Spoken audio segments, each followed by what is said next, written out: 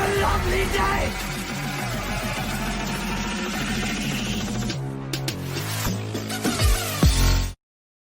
Welcome to Flat Earth Debate Uncut and Aftershow. I'm your host Nathan Oakley, and if you are new to this channel, or you've not done so already, then be sure to subscribe, hit the bell notification icon and join button if you'd like to become a Nathan Oakley 1980 channel member and keep up to date with the Flat Earth Debate. If you'd like to support the channel, there is a super chat that runs alongside each of these shows while they premiere. There's also a PayPal, Patreon and crypto link in the info box below the video. Speaking of Patreon, I'm going to do a quick shout out to all of you who do support me on Patreon, so a massive shout out of appreciation to Open-Minded, Reese Pound, Del West Watson, Mike, Henrik86, Muted, Dicker, Skeptic, theflatearthchannel.com, Chris Hillman, NA Literalist, Steve ALM, Maria Nealands, Unbelievable Productions, Blue Ridge Ranger, Rob H, Burn Fat Till My Stomach is as Flat as the Earth, Nathan Thompson, The Real Gabster, Windrider, Missouri Bear, Liam Nedrick, Dank, Owen Jennisons, Abraham Mohammed, David Rakia Gafford, Naibai, Adrian Quintana, Skeptic936, Life is Short, Fireball X, Felix Hung, Texas Mike, Edwin Johnson, Kirsten Smith, Tina Baker, Alexander Main, and David Wayne Foster. So another massive shout out of appreciation to all of you for supporting me on Patreon. Now let's have a quick look. We've got a whole bunch of people in the live stream at Discord, so I'll raise the mic on them and you can enjoy their dulcet tones while I set up today's live show. Hey, Neil. 10th man, you were off. It cost me $641. How much did it cost? $641 for a water pump, serpentine belt, and he said I had one of my sensors was out. Sensor to what? I have no idea. Sounds pretty reasonable. And I also... Sounds pretty reasonable. Yeah, because... Common sense. Yeah, because I was looking it up online, and some of them said 800, some said 1,200. But I have an oil cooler leak now, too. But I've always had that. Oh, my gosh. Since I bought the car, every 600-700 miles, I got to add some oil. Learn to work on your own car is the answer. You can't. It's got a Merc. You can't work on a Merc yourself. I mean, you can. That's obviously preposterous. But what I'm saying is most of the things that go wrong require diagnostic tools to figure out what the hell's going on. Yeah, you can pull up to an auto parts store and they plug it in for you these days. Yeah, but sod that. When I was using my wife's sports car as a daily driver, it was a bit like that. But you kind of forgive it because it's, it's very highly strung. She's had it all tuned up. So when things break, you're like, yeah, okay. But then when you're going roundabout sideways and going, you don't care about the high bill. Whereas now, with a normal, boring car, I just want the thing to run, and I don't care about anything other than that. In other words, the last thing I want to do is take it in for a repair. At least with the TT, you take it in for a repair, and when you get back in it, you nail it off the garage forecourt and feel excited again, and you're happy to spend the money. But if this car that I got, if the Lexus had to be repaired like the Merc, I'd be in tears. It's like, I just want to get in it and drive it. And then occasionally you get in the TT and drive it around for a bit of fun. Yep.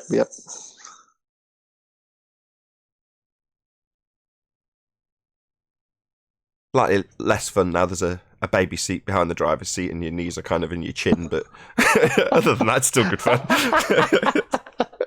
I just imagine the baby seat in the sports car.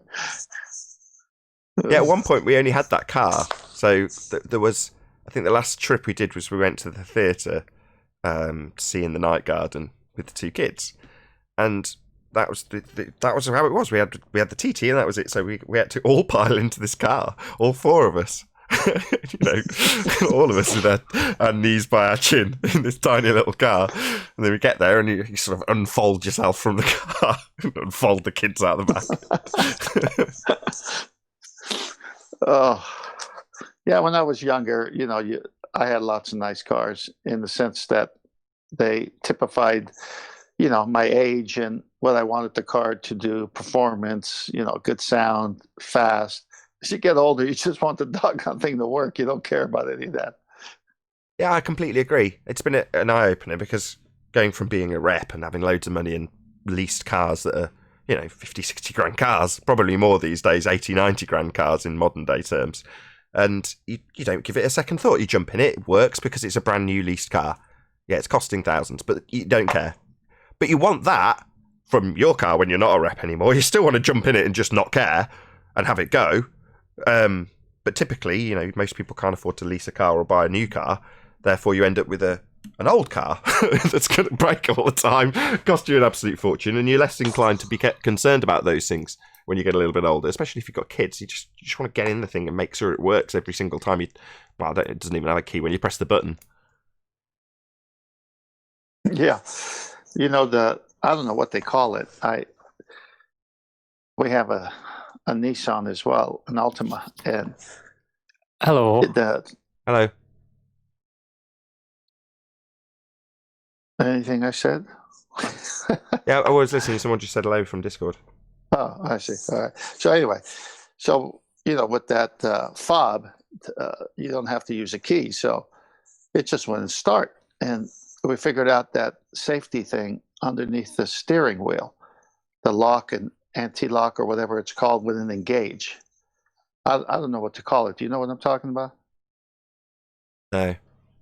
Okay. In any way, this thing has to sense you hitting the fob, the start button, and the fob's in your pocket or whatever, but it just wouldn't do it. So I looked up a YouTube video, and you have to take the whole thing underneath the steering panel off to get to it. And a new one is like $400 or something. And it was just not engaging, almost like a deadbolt. It was like acting like a deadbolt in there that you just wouldn't start the car. So I said, well, what's a workaround? So the workaround is we didn't put it back, and we have a small straight edge screwdriver. So if the car doesn't want to start, you just push the screwdriver into that deadbolt and depress it, and the car starts, right? And it just wasn't doing it because something was wrong with it. So we've been driving that thing that way for 3 years now, and the last 6 months we haven't had to depress it all anymore for some reason. Or you could take it in and spend a lot of money.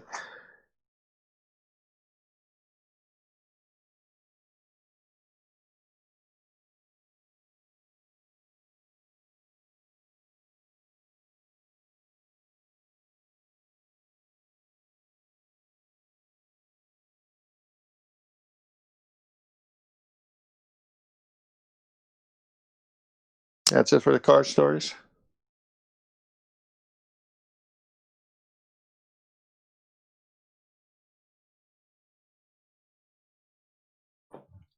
I think we should all give up our cars. You said what? I reckon we should all give up our cars. Why should you give up your cars? The world's become a bit too small. No, it hasn't. No, it hasn't. I reckon it has. People don't All you appreciate gotta do what is they've move. got Move around away them. from where it's small. You'll see how big it is. What'd you say, sorry?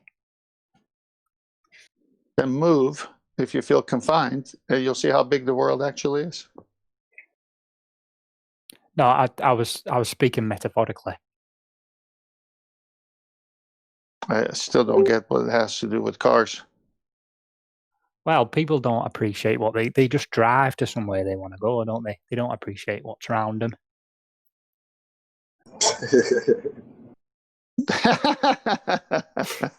They do when they want to, but if they got to get somewhere, that's what they're appreciating, getting to somewhere. I know, but it's like local areas would be a lot better if we didn't have cars, I reckon. Yeah, like I'm gonna give up my 4 cars. You crazy? Yeah. Local areas wouldn't be better if you gave up your cars. It'd be worse. 200 bikes, I reckon. Push bikes. I'm not giving up my 4 cars. What's your answer? Horse-drawn carriages or bicycles? I reckon bicycles. Oh, can everyone drive a bicycle? Has everyone got the balance? I reckon most people have. You could probably get a tricycle if you ain't confident 10th. Yeah, okay, well, you should You sound like the liberal left wanting to make everybody do exactly what they want instead of giving and allowing for freedom. Oh no, I'm all for getting back to our roots. Like, I don't think we always had cars, did we? Or did we? Maybe we did. Your roots. Why don't you go back to your diaper?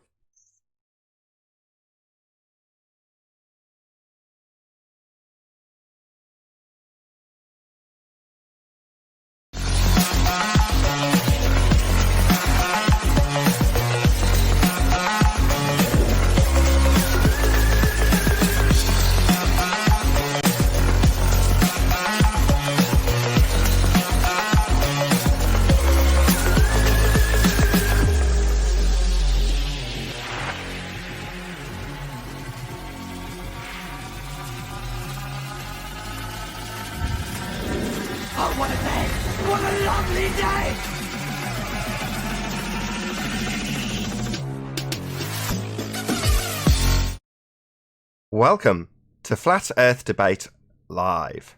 I'm your host Nathan Oakley, and if you are new to this channel, or you've not done so already, then be sure to subscribe, hit the bell notification icon and join button if you'd like to become a Nathan Oakley 1980 channel member and keep up to date with the Flat Earth Debate.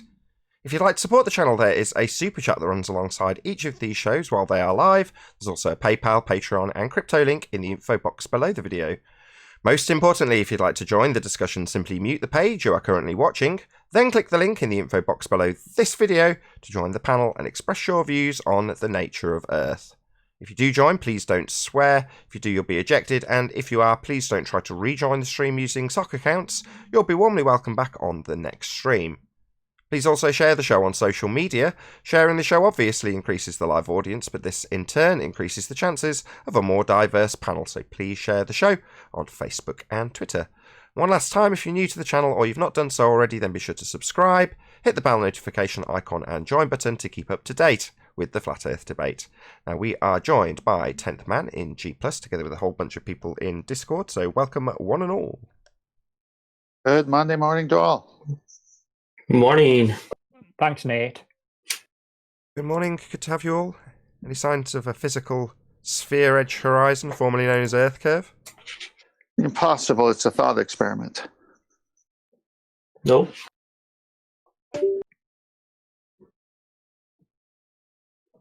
Any evidence of axial rotation of the Earth-based variety? Are you enthusiastic lot? We'd feel it. We'd know it if there was. No. Yeah, Nope. you'd go flying off, wouldn't you, like a roundabout? No, you give us these affirmations, Vacuum, and you're a glober. I never said I was a glober. You're not. But he said he wants to get back to his roots. Hello. Hey, Arwen. Hey, Arwen. You talk like a baller, though. How does a like- baller talk? Like you. From Yorkshire? From Yorkshire, is he? Not the accent, no. The disingenuous nature of most of how you approach things.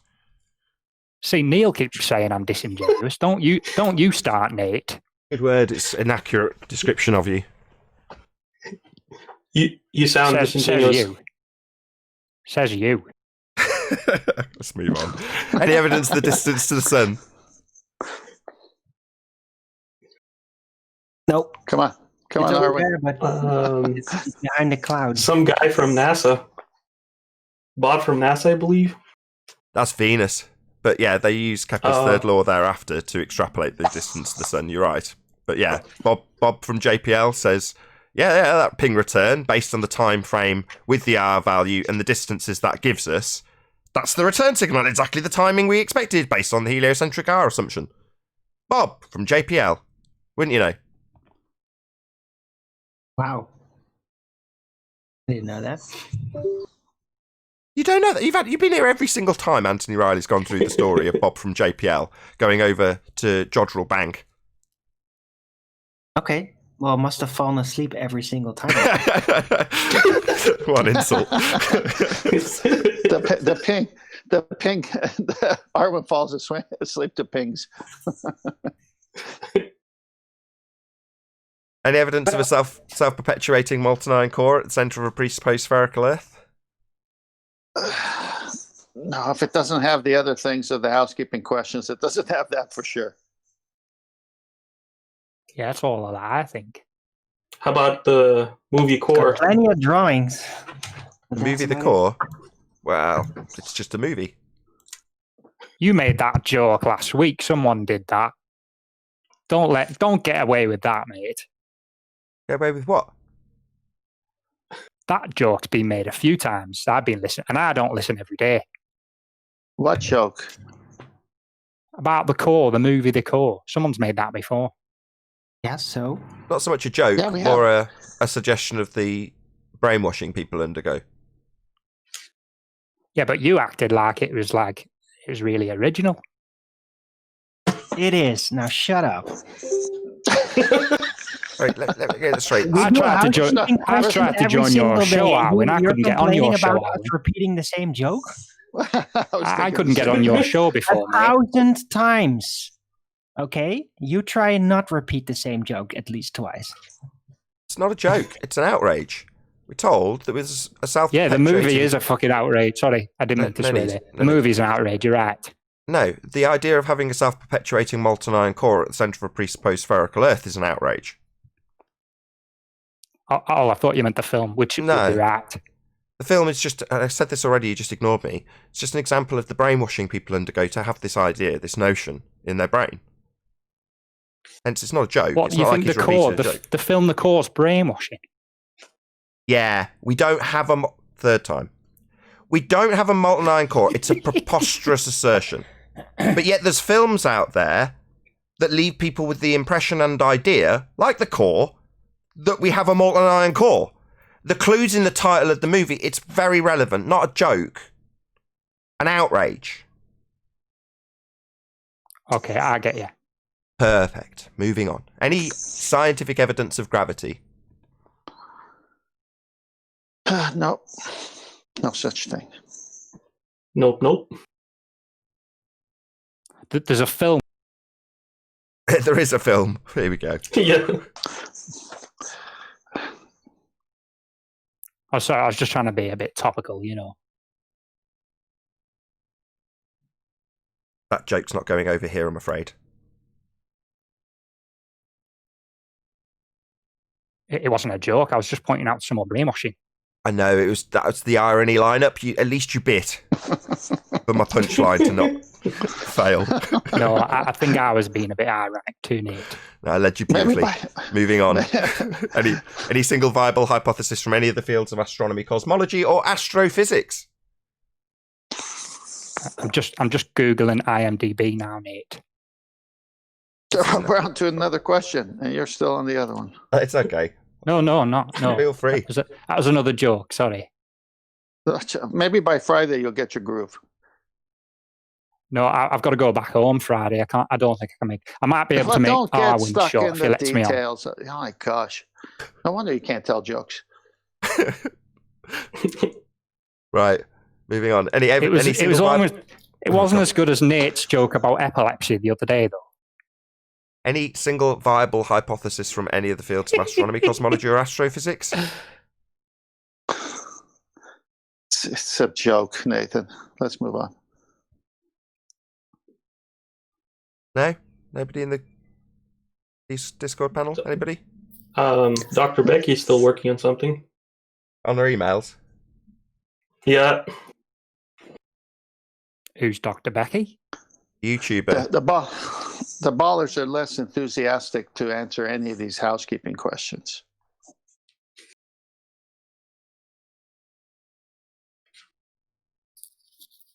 Any evidence that we can have gas pressure without the necessary antecedent of a container to press upon, given that a huge chunk of the Western world are under the misapprehension that the sky is an available volume for the gas we're breathing to fill. That would be a vacuum. Any evidence that you can have that gas pressure that we breathe without containment that is required for gas pressure? No, none whatsoever. In fact, the opposite is true. You can't have a vacuum next to any kind of gas pressure without some kind of membrane. I think that was a bit dishonest, though, wasn't it, Nathan? Because the higher you can't breathe, the higher you go. And who mentioned breathing? I said the gas we breathe, You, as in... you said available volumes. Yeah. Sorry, I think I've misunderstood you again, Nathan. Please explain what you said. To have gas pressure, we require containment. But you said something about the air we breathe. Yeah, we're breathing air. But the further you go up, you can't breathe, can you? No, that's right. It gets thinner as you go up. There's less being produced. And we still breathe air. That's interesting, that, isn't it? Very interesting. Doesn't mean the sky is a vacuum, though, does it? No, but it sort of approaches a vacuum the higher you go. It It's doesn't weird, that. in any way, shape or form approach a vacuum. That would be a violation of natural law. But it's sort of it's getting there, though, isn't it? It's No, on the it's way not. to being a vacuum. No. It's weird, that, isn't it? No, it's not getting there. No. Gets less, Strange, less though, what air happens up there. high. Strange. Because we have a dynamic system. But in order to achieve that dynamic system, we first must have containment. To form pressure, Yeah, no, I to know. then have I know, gradients form. but it's just weird the way it does that. That's fascinating. It doesn't prove the sky's a vacuum. DOS, second time. No, but it's just I'm just saying it's strange the way it approaches a vacuum as you It go doesn't. higher. I've just said this second time. No, it doesn't. What's your point, vacuum? Okay. Doesn't I'm approach not, a I vacuum. don't know. It's just interesting to me that. Don't have a point. Well, I do. The sky's not a vacuum. If it was, all the air we're breathing would fill it and we'd all be dead. Yeah, Precisely. So it's definitely not a vacuum. Fascinating though gas pressure gradients are. yeah. It's really fascinating. Really fascinating. Prove nothing. Definitely don't affirm that there's a sky vacuum above us, not sucking out all the gas we're breathing, which was my point. You claimed it was dishonest. Not really. Just natural No, I law. was just I was just hinting at dishonesty. I think I misunderstood what. All right. Yeah, you definitely misunderstood. You definitely did not understand this natural law. Yeah, no, that's what I said. Good. Excellent. Any evidence of the R value? Earth radius? Black Swan. Hey, Chocolate. I got a Good morning, guys. quote from Good morning. Eratosthenes. Fill us in. He's dead. All right, I'm gonna read. He's dead. Oh my god. That's okay. Calm down, guy. Whoever is in Discord. Unbelievable Productions. Go ahead. Okay, so this is what he's saying. Based on the fact that sun rays shine straight down well in Sweden, but will never shine straight down here in Alexandria, we use formula of math to measure the size of this globe where we live. How close my measurements reveals true size over a world we may never know for sure. But we can trust the method for measuring circles Euclides taught to discover the ground truth. Gaia globe that sustains our conscious life is 250,000 stadia round. Now that we know the true measurement of our globe, where humans build cities on fertile plains. Okay. Wow. So we all understand that when he, in the first statement, states that how he's going to use mathematics to measure the globe, we all appreciate that by declaration he's begging the question, I'm assuming the world is a globe, now let's measure it. It fits though, doesn't Yep. it? Sorry, it's called a begging the question fallacy. He's not proving Earth's sphericity, he's assuming it by declaration. Earth is sphere, let's measure the sphere, I assume. That's what that statement says. Telling me, oh, well, that's okay, I assume sphericity too. No, not okay. Just a begging the question fallacy, fallacious reasoning. Assuming that which you're trying to prove is your outcome. Not by measuring it, not by actually measuring sphericity, but by assuming it. It fits though, don't it? Yeah, that's the second time you've said that. It's a logical fallacy. It doesn't actually demonstrate sphericity. It doesn't actually measure sphericity. It assumes it. Second time. Death. I think you're right, Nathan. I know I'm right. He's just said it in his statement. He's told us he's going to be measuring a globe. Oh, so it's automatically a globe then? Yeah, like we always say, all they do is assume a spherical surface and then move forward from there. So where do we go from here? We need. We? What do you mean we? Where do you go? We definitely need to fix. Where do you go? Have you understood now that the Earth being a sphere is just an assumption? Where do you go from here now that you have appreciated this? I appreciated it 5 years ago. So where do I go? I'm doing it. This is where I am. Where are you going to go, though? Where are you going to go, given that this seems to be a bit of a revelation for you, the combative one, in opposition? You know where he's going to come? I'm not in opposition. I've just said you're probably right. I know I'm right. Do you mean I'm probably right? He's just said we're going to be measuring a globe. By declaration, that is fact. He is begging the question. That's not might be right. I think you might be right. No, I am. All right, you're right. Thank you. Yes. Now, you understand that just assuming a sphere doesn't prove it. Where are you going to go from here? Shit. You know, I will take NASA budget and now we will make expedition and me and Nathan will explore all world. That's what you should do. There are really cheap and easy. Why are you telling me what I should do? 6 times I've asked you where you go. I'm here. I've gone there. Been there, done that, got the t-shirt 5 years ago. You, on the other hand, we're asking you where you go. Not what I will do based on your declaration about what you think I should do now. I said, what should we do? Not we. I pointed that out too. There is no we here. There's me very much solid on my own, alone, without you. Yeah, who's this we? I think I'm a flat earther now, mate. You're a flat earther now. Yeah. So, what should I do? What should I do to... You should accept the vicious ridicule that you will now receive for that declaration. That's what you'll do. Except that all of the people who previously stood by your side will now rip you a new asshole. That's what you can accept. That's what you can look forward to. Better grow a thick set of skin, because you'll need it, mate. What's going to happen? You're going to get ripped a new asshole by your brethren. The people who formerly stood by your side have now heard you declare that you're a flat earther and concede several points on the show. So be prepared to have your limbs ripped off by your former friends. So I'll have 2 assholes and no limbs. That's correct.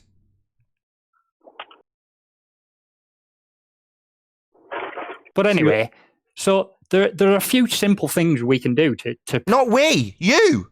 Have you accepted now that all the people around you, now you've declared your understanding and appreciation of the obvious and observable flat nature of our reality and the declarations you've given, rather than rebuttals and obfuscations, which is what you should be doing, you're going to get ripped to pieces by your own side now. And I want to know how you feel about that. Is it reasonable that, based on your understanding, that second law of thermodynamics applies to the Earth, gas would fill the sky vacuum, we don't have any curvature, we're not spinning, all those things that you've declared and said, no, I'm not a glober. That means you're now open to abject ridicule from your own friends who were previously by your side. Well, they're obviously not your friends, Nathan. No shit. Yeah, these people, they're not friendly. They're vicious. You said your friends. Yeah, former friends. Perceived friends. People who stood by your side. Your brethren. The people who would say, like you have said, Earth's a sphere and be combative and obfuscation. Tactics being employed in the same way you have used them won't be used on your side. They'll be used against you now. It's quite a good filter for friends then, because like Neil, I disagree with a lot of what Neil says, but I like him. I think I'd be his friend in real life. So it's probably a good thing this has happened to you. It calls all those sort of hangers on and people who aren't really your friend, Nathan. I think this is a good session for you today. We'll get it all out in the open. We'll have a therapy session and we'll come to... I don't need therapy, you fucking idiot. Do you think I need you to give me therapeutic help in regards to my relationship with my friends? No, I'm okay, mate. But your situation's going to drastically change. Mine will stay exactly as it is once the show finishes. Quite thick skin, Nathan. I'll be all right. Oh, right. Will you? Excellent. Yeah, you'll definitely need that. You're not being truthful anyway. You're playing games. No, I'm not, Neil. I'm not. Welcome to Flat Earth. Thanks. It wasn't a very warm welcome, Nathan, I'll have to say. Because of your past. That's because it's not a club. It's a kind of disingenuous welcome because it's not a club. There's no us.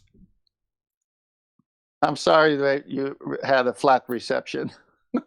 Welcome to the realization of your own reality. How's that fit you? Better? It wasn't flat. It was very, very coarse and bumpy. The welcome. I could understand that when you got no limbs. Well, it's all fun and games and two now. assholes. It's all fun and games now. So 2 assholes and no friends, right? No limbs. I have plenty of friends. I don't think I'll have any now, though.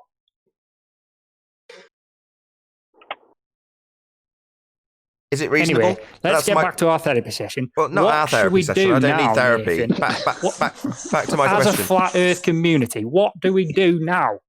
We've been banging on about the Black Swan for, it feels like 10 years now. Don't associate yourself with us and our arguments. Suddenly, because your declaration of the obvious and observable nature of reality doesn't mean suddenly you're part of this little clique that you think we've got here. We haven't got a little clique. You're not part of it if we did. We don't welcome you into the community. I hope you received the ridicule I've received for the last 5 years. I hope it really hurts. Well, if it's anything like what you said, it's going to flipping hurt, isn't it? Yeah, it'll be horrible. Me, I've got a very thick skin now and I've dealt with it and don't care. 5 years down the line, it's Nathan, water can I off a duck's say back. something to Vacuum? Go ahead. Listen, Vacuum, now you're a flat earther.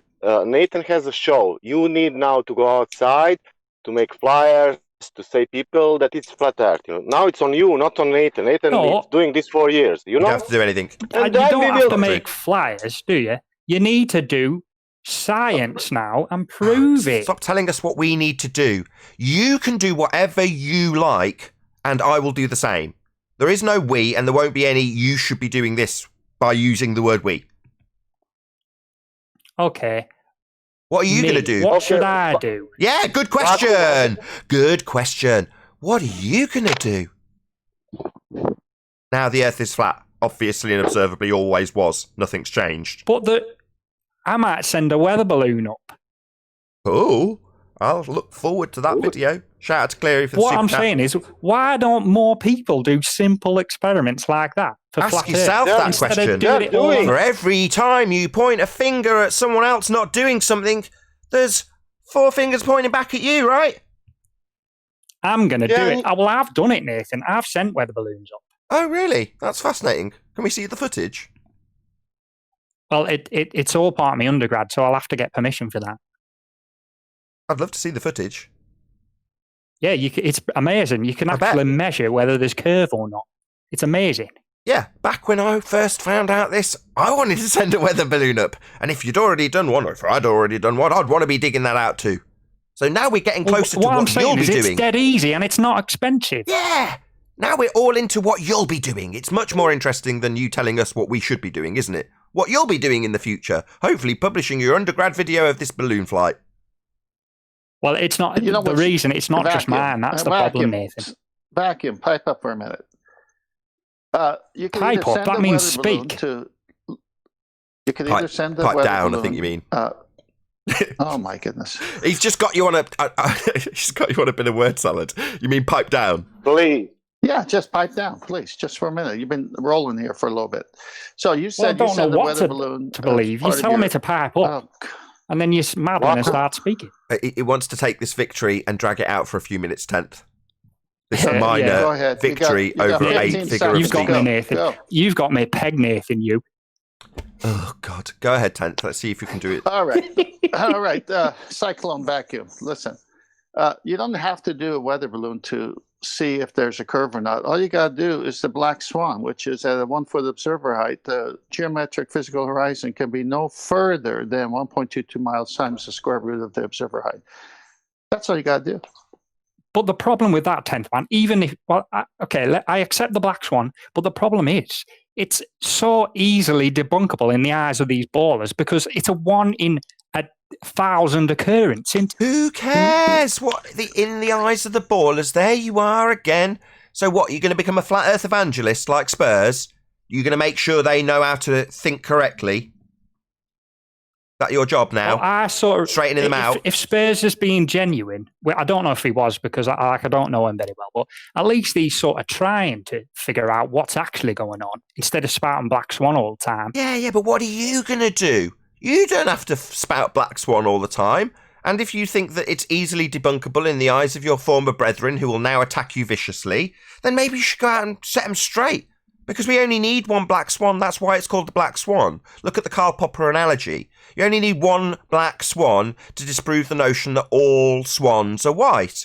And the notion that we have a geometric sphere edge for a horizon is debunked if you show once that it's beyond the geometric capabilities. That's why we get the concession we do, because it's a fact. So you can't get around the fact that you only need one to have the concession that we don't see a geometric horizon when it's the basis of their religion. Now, if you think that in their mind their hand-waving and poo-pooing of that is debunking it in their mind, well, don't worry about it, mate. Worry about what you're going to do and the ridicule you're going to get now. I'd worry about that. The problem with the black swan analogy is there are still white... Like, the black swan analogy doesn't debunk white swans. Nobody's suggesting with the Karl Popper analogy that they're debunking the notion that there is an existence of white swans. You clearly just don't understand the logical consistency or the Karl Popper analogy, because by presenting a black swan, you think that the claimant is saying, there are no white swans, here's a black one, you complete clown. But if you translate it to the... No! The fact that you can still assert that the sphere edge horizon is the horizon we see is just people with their head in the sand. Doesn't mean that people won't still assert we've got a sphere edge for a horizon, but you can't have it be geometric one day and non-physical the next. That's a violation of the law of contradiction.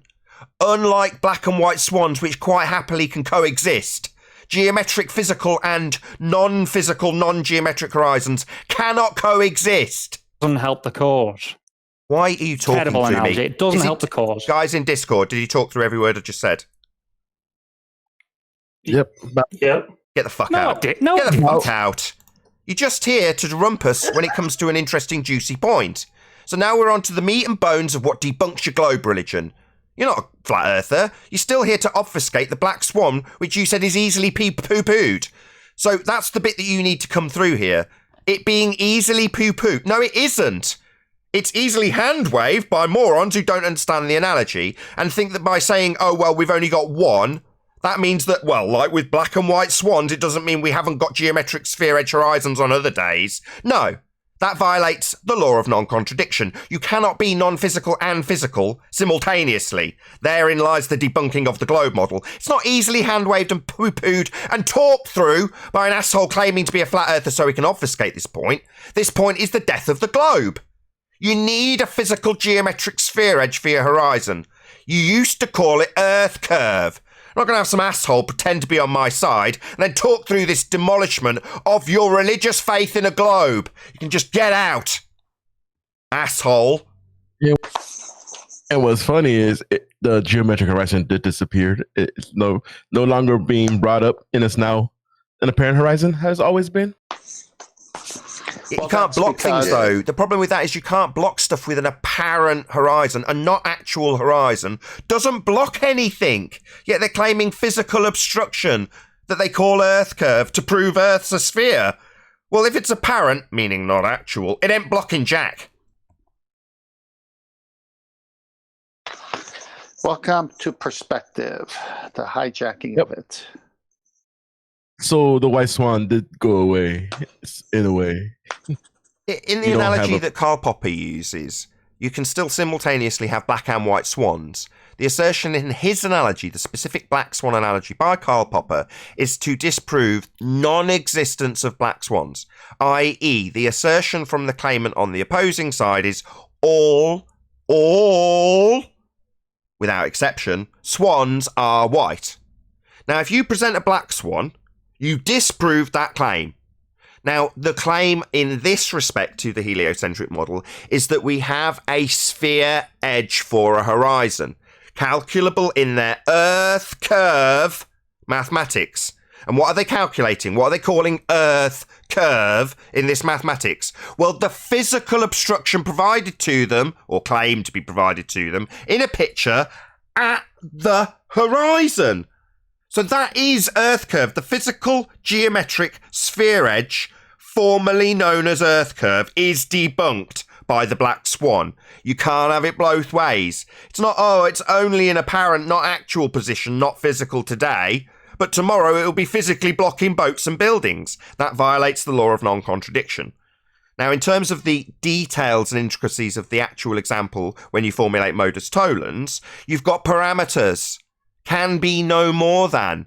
Because in their world of physical sphere edge horizons, geometric also being apparent, because it's varied by height. But it's still physical. Now, if you've got fog, you can obscure that so it could be closer. But it can be no more than for it to be physical geometric. And once, only once required, you've demonstrated that it's beyond those parameters, it cannot be physical. Hence we're told it's apparent. Until it suits them to be physical again. Law of non-contradiction violation. Well, how does that work if they've already told us we've never seen the geometric horizon? Impossible to see because we have an atmosphere. It means we do not see a physical geometric horizon. And it's required to assert we've got physical obstruction by way of assumed physical geometry. You need geometric horizons to do physical geometry. And if you're saying we can't see it, we can't measure it, it only exists in the maths, they're basically telling you your world is a mathematical reification, we don't live on a globe. But you can assume the horizon's a physical edge if you like. It's not. That only exists in maths. Like I said, it's a Jedi trick and it's a thought experiment. It's not real. Yeah, the whole idea of being on a globe is merely philosophy. We're not standing on a globe. The Earth's obviously and observably flat. But if you want to believe that the horizon's a physical sphere edge, and the Earth's a sphere spinning around through a vacuum, then come here and watch us debunk it. And then watch people who are disingenuous liars, who claim to be flat earthers, so they can rumpus this point and talk through it when it comes to the meat and bones of how the Earth is not a sphere, how the Earth is flat. You need to talk through that crap. Yeah. Be disingenuous. Absolutely correct. The word used by Neil was accurate. To claim you're a flat earther so you can rumpus the points that demolish your religion, that's disingenuous. They take the effects of perspective and spin it around to say we live on a sphere. When, if we did live on the sphere, as you have pointed out, the geometric horizon must be at that location to match the 3,959 radius as they claim. It's physical. There's no way around the black hold Swan on, argument. Tim. To fix that, they could very easily just take that radius that they don't have in the first place, put in an equation to change it in order to salvage the radius that they didn't have in the first place. Isn't that great? Yes, but we do have a problem. Excuse me. We do have a problem when you do that, because then all of their other calculations must be redone. Nah, shh. Don't worry about that. It's okay. But it can be done.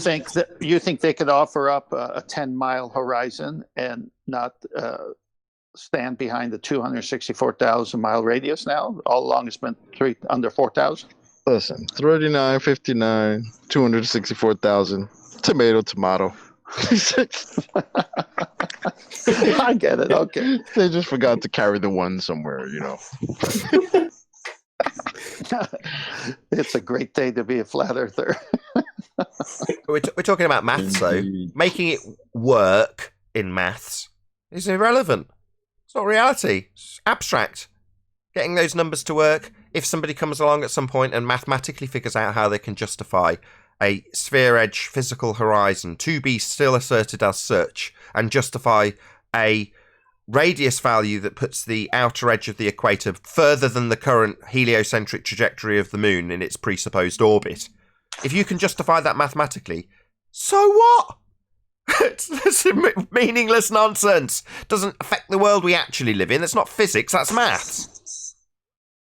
Well, that's why Andrew Thomas Young uses the word numerically versus actually. Exactly. Precisely. Not physically.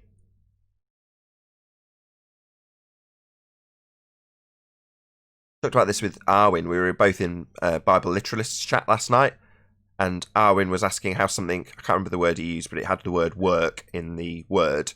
I'm like, that's a very interesting word. We talked about that on Friday, I believe. But work is a word that's been hijacked. So when you use the word work, it has lots of different meanings, depending on the context. And if you say the maths works, as a perfect example, the implication in your mind is that it's physically doing something. Work could mean graft. Me picking something up and putting it somewhere else is work. Work done.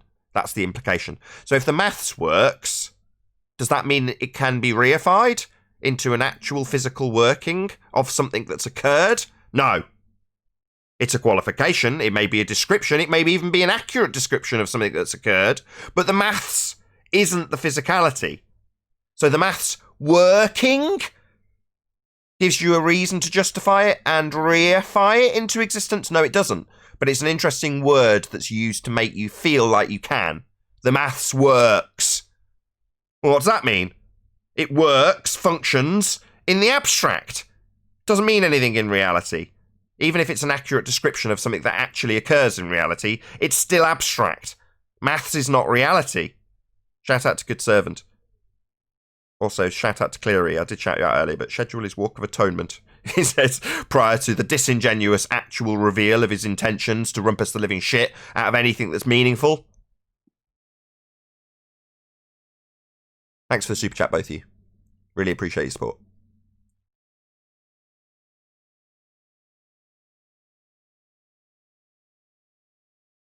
Interesting that he harks on and on about being disingenuous and how he objects to that term, only to reveal just how disingenuous he really is right at the end. Yep, that's his calling card, I think. Not only his calling card, his defence against the ridicule he won't get, because he'll get a pat on the back now from his brethren. Yeah, you were having them on, weren't you? Yeah, we don't need to ridicule you because you're not really a flat earther. You said you understood all the arguments, but we know you didn't mean it. And they'll lie to themselves, lie to him as they put their arms around him and understand that when he conceded the second law of thermodynamics does apply, that it doesn't really, because our belief in a globe doesn't have it apply. Shout out to Retro Bill. Silence is the best reply to a fool. Yeah, maybe. Wouldn't be much of a show. Thanks for the super chat, though. Maybe he was sharing his pain and trying to figure out what to do now that he thinks he's a flat earther. Is that what I heard? It's called a tacit acceptance. So he's accepting it at a surface level. Well, cognitively, it means he's processed it in order to be able to do that. Well, yeah, that's going to leave you in pain, even though he's doing it in a surface way that he can relinquish at a later date very easily based on his behaviour. He also has to have cognitively processed that now, doesn't he, Chocolate? Yep. Chocolate, he came a little late. At the beginning of the show, he wanted to get rid of cars and have everyone go to bicycles. That's when he lost me. What? Oh, wait. Is he one of those people that feel like now we have to go back from the very, very beginning because he realized that Earth is flat? Is that one of those things? We got to throw out everything we know. No, he wanted to use it as a segue to either do what he did, which is just rumpus the crap out of any points because he might get away with it based on the fact that he said, I'm a flat earther now, so you'll have to tolerate everything I do because we're on the same side now. Or use it as an opportunity to dictate to us what we should be doing. I'm on your side now. What are we going to do? Meaning, what are you going to do? That's what he's asking us. What are you going to do next? So when we put it on him what he's going to do, even though he hasn't planned for that, he's suddenly got to make a few concessions. Well, they're going to be leaving him in pain cognitively, even though he's not going to get his arms and legs ripped off by his own side, because he can just declare, oh no, I was just messing them around. He reminds me of that character in the Hobbit movie, the one where Smog the dragon he's flying over the city and he's torching the city, and the king's the phony king of that little city, he's got that guy that speaks for him. You know who I'm talking about? No. Yeah, anyway, so this guy who speaks for the king, and the dragon falls and kills the king, so now he's washed ashore, so now the new guy who shot the dragon, he's now talking for him, like, this is our new king, and he's almost like not almost, he plays both sides. That's this guy right here. Right. And he's got his motivation. You know, he's got his little plan in terms of what he wants to do and where he wants to go. But games. That's all they've got now. Games. Let's get him talking about some nonsense, some individual, rather than talking about the subject. If we can lead him off into the weeds of nonsense.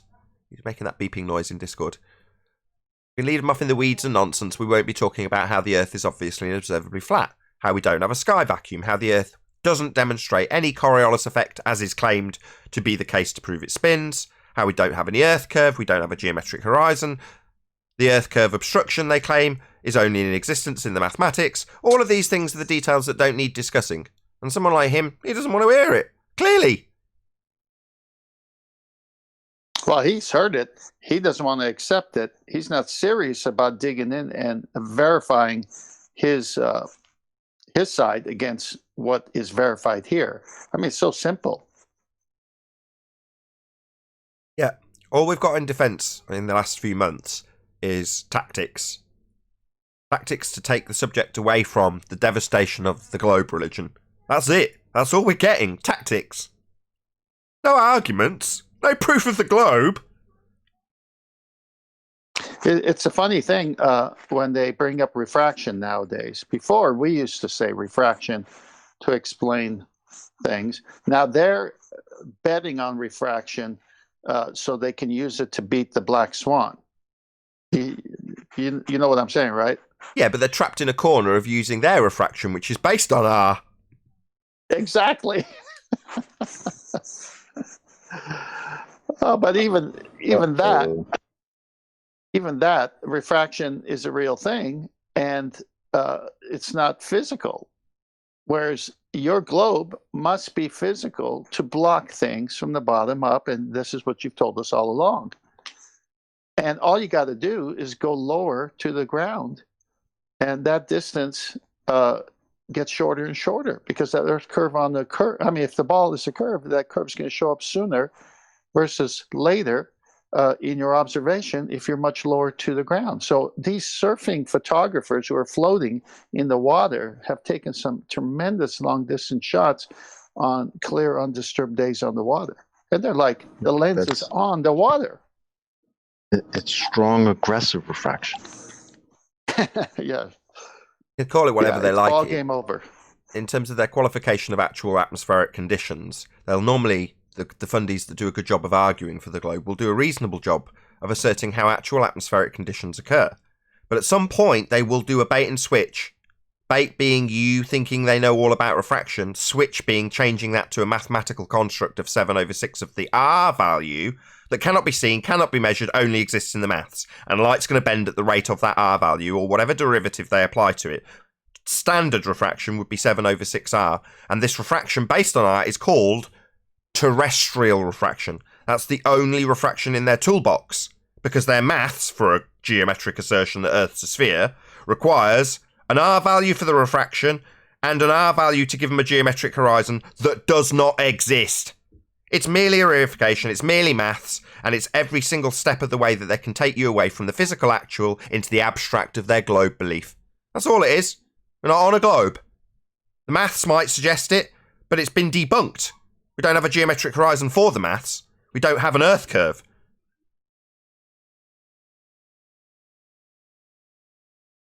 So it's just weird that whenever they want to show a different picture with a horizon that maybe sort of closely matches their model, their mathematics, what horizon are we looking at there? It's blocking boats and buildings. Ipso facto, they're asserting it's a physical geometric sphere edge horizon. Their edge. Coincidentally, the thing that flat earthers get challenged to prove on a model we don't assert here. Where's your edge, flat earther? Oh, right, like the one that you think the horizon is, that you've got boats and buildings blocked by, but we're simultaneously told only exists in maths and cannot be measured or seen. That one, chocolate. Because that's always confusing to me. We show you the black swan, and you say, oh, we don't see the geometric horizon. But look at this picture. Okay, what are we looking at in this picture? The geometric horizon that you just told us we don't see ever? Like, Yeah. you work that out? That's exactly what that's what the vacuum guy wanted to do. Well, the Karl Popper analogy doesn't leave you without any white swans, meaning, well, I can still assert that the horizon's a physical sphere edge on another day with a different picture when it suits me. That's what he wants to do. That's all they want to do. Let's forget about the black swan.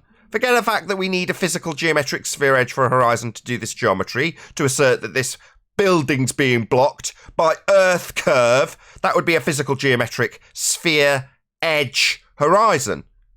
Because we don't want to accept the fact that it's been debunked as having physicality by the black swan, only required to be done once, to receive full concession from the other side on the globe side of this argument, that we don't see a geometric sphere edge horizon. That would be Earth curve. We don't see Earth curve. That's the concession we've had from the black swan. Game over. End of globe assertion. Welcome to Flat Earth. Well, they can never say it can't be measured if they insist on the radius of 3959. All you got to do is go to the observer height, and they tell us where it's going to be. So they say it's measurable. They just say it can't be seen. Exactly. They say we cannot see, we wouldn't expect to see the geometric horizon. It only exists in the maths. However, here's an Earth curve calculator. Aren't we wonderful? We can make predictions about how closely physical reality will match with our reification of a physical geometric sphere edge existing in this maths, marked with an X and labelled horizon. But it doesn't exist, we can't see it. But look how much we can see it in this maths, called Earth curve maths, telling you how much the horizon's getting in the way of stuff. Oh, but we can't see it. Can't measure it. But here's the maths.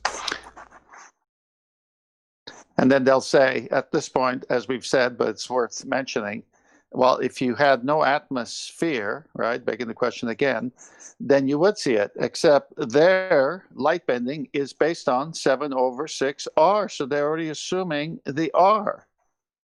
Exactly. You've already got an R value. And the linchpin in the argument, their flaw in their story, is Al-Biruni. Can't see it, doesn't exist, only exists in maths, yet Al-Biruni measured it to give them the derivative R value. And from there on in, every other example, like the one given earlier by Unbelievable Productions, is to assume the Earth's a sphere, and then say that they're going to move forward measuring an assumed sphere.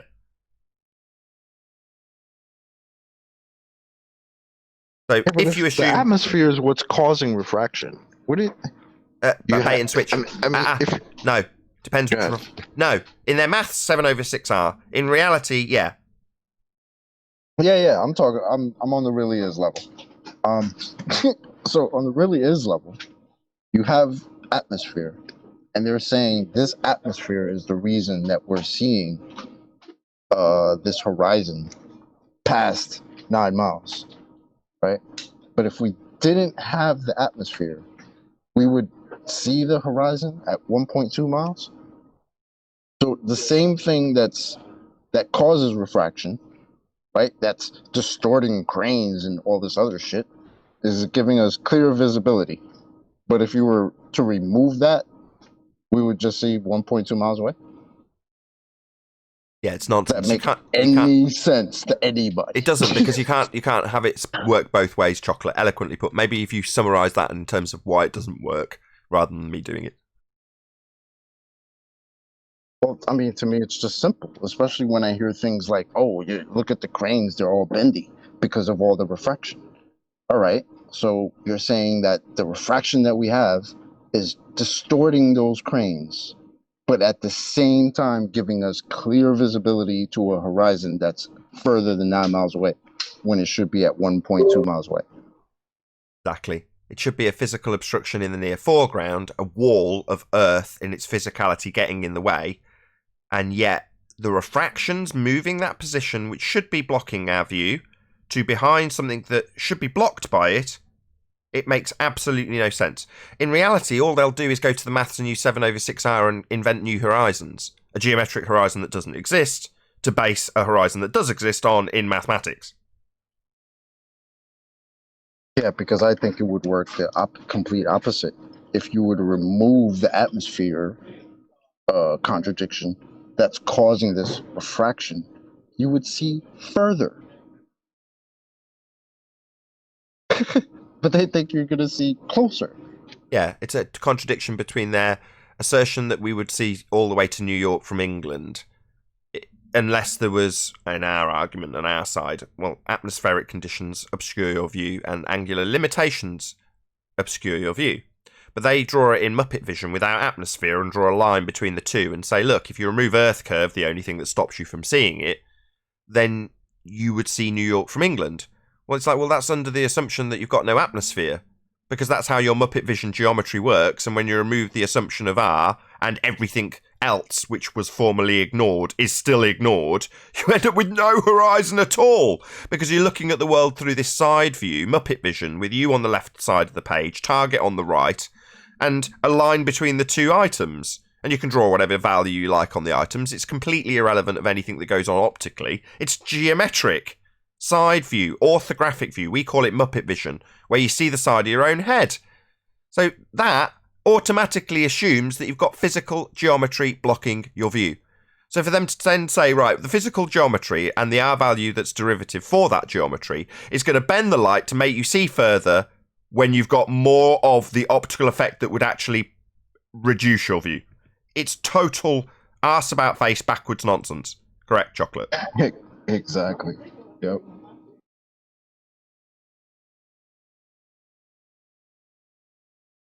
There's a couple of good flat Earth proof videos come out over the weekend. So there's one, both were released by Taboo Conspiracy in terms of their edited form, although he wasn't the producer of the material in both instances. But big shout out to Ben. Taboo Conspiracy 2 is the name of his channel. I'll just say that again without stuttering. Taboo Conspiracy 2 is the name of his channel. So go and check out his two most recent videos. The first was a laser test over a lake where both parties are a couple of feet, if that, above the water. Should be hundreds of feet obscuring the laser from reaching the camera. Also a black swan. The horizon, the physical geometric sphere edge horizon, should be at about 3 miles, and it's way beyond where it should be. Anyway, moving on. The second one was an F-16 pilot who, although remained anonymous, gave details in terms of how the operation of his vehicle would dictate that the Earth is flat.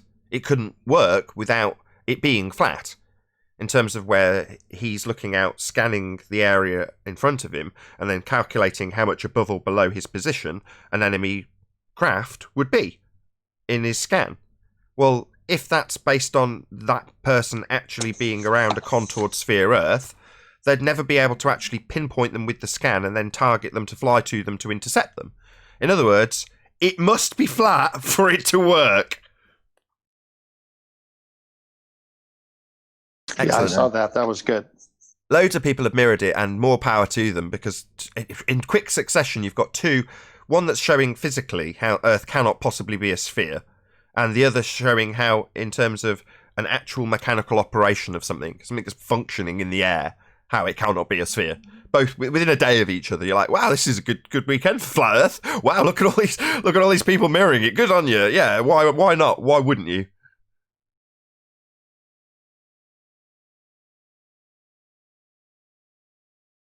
Yeah, that's awesome. Yes.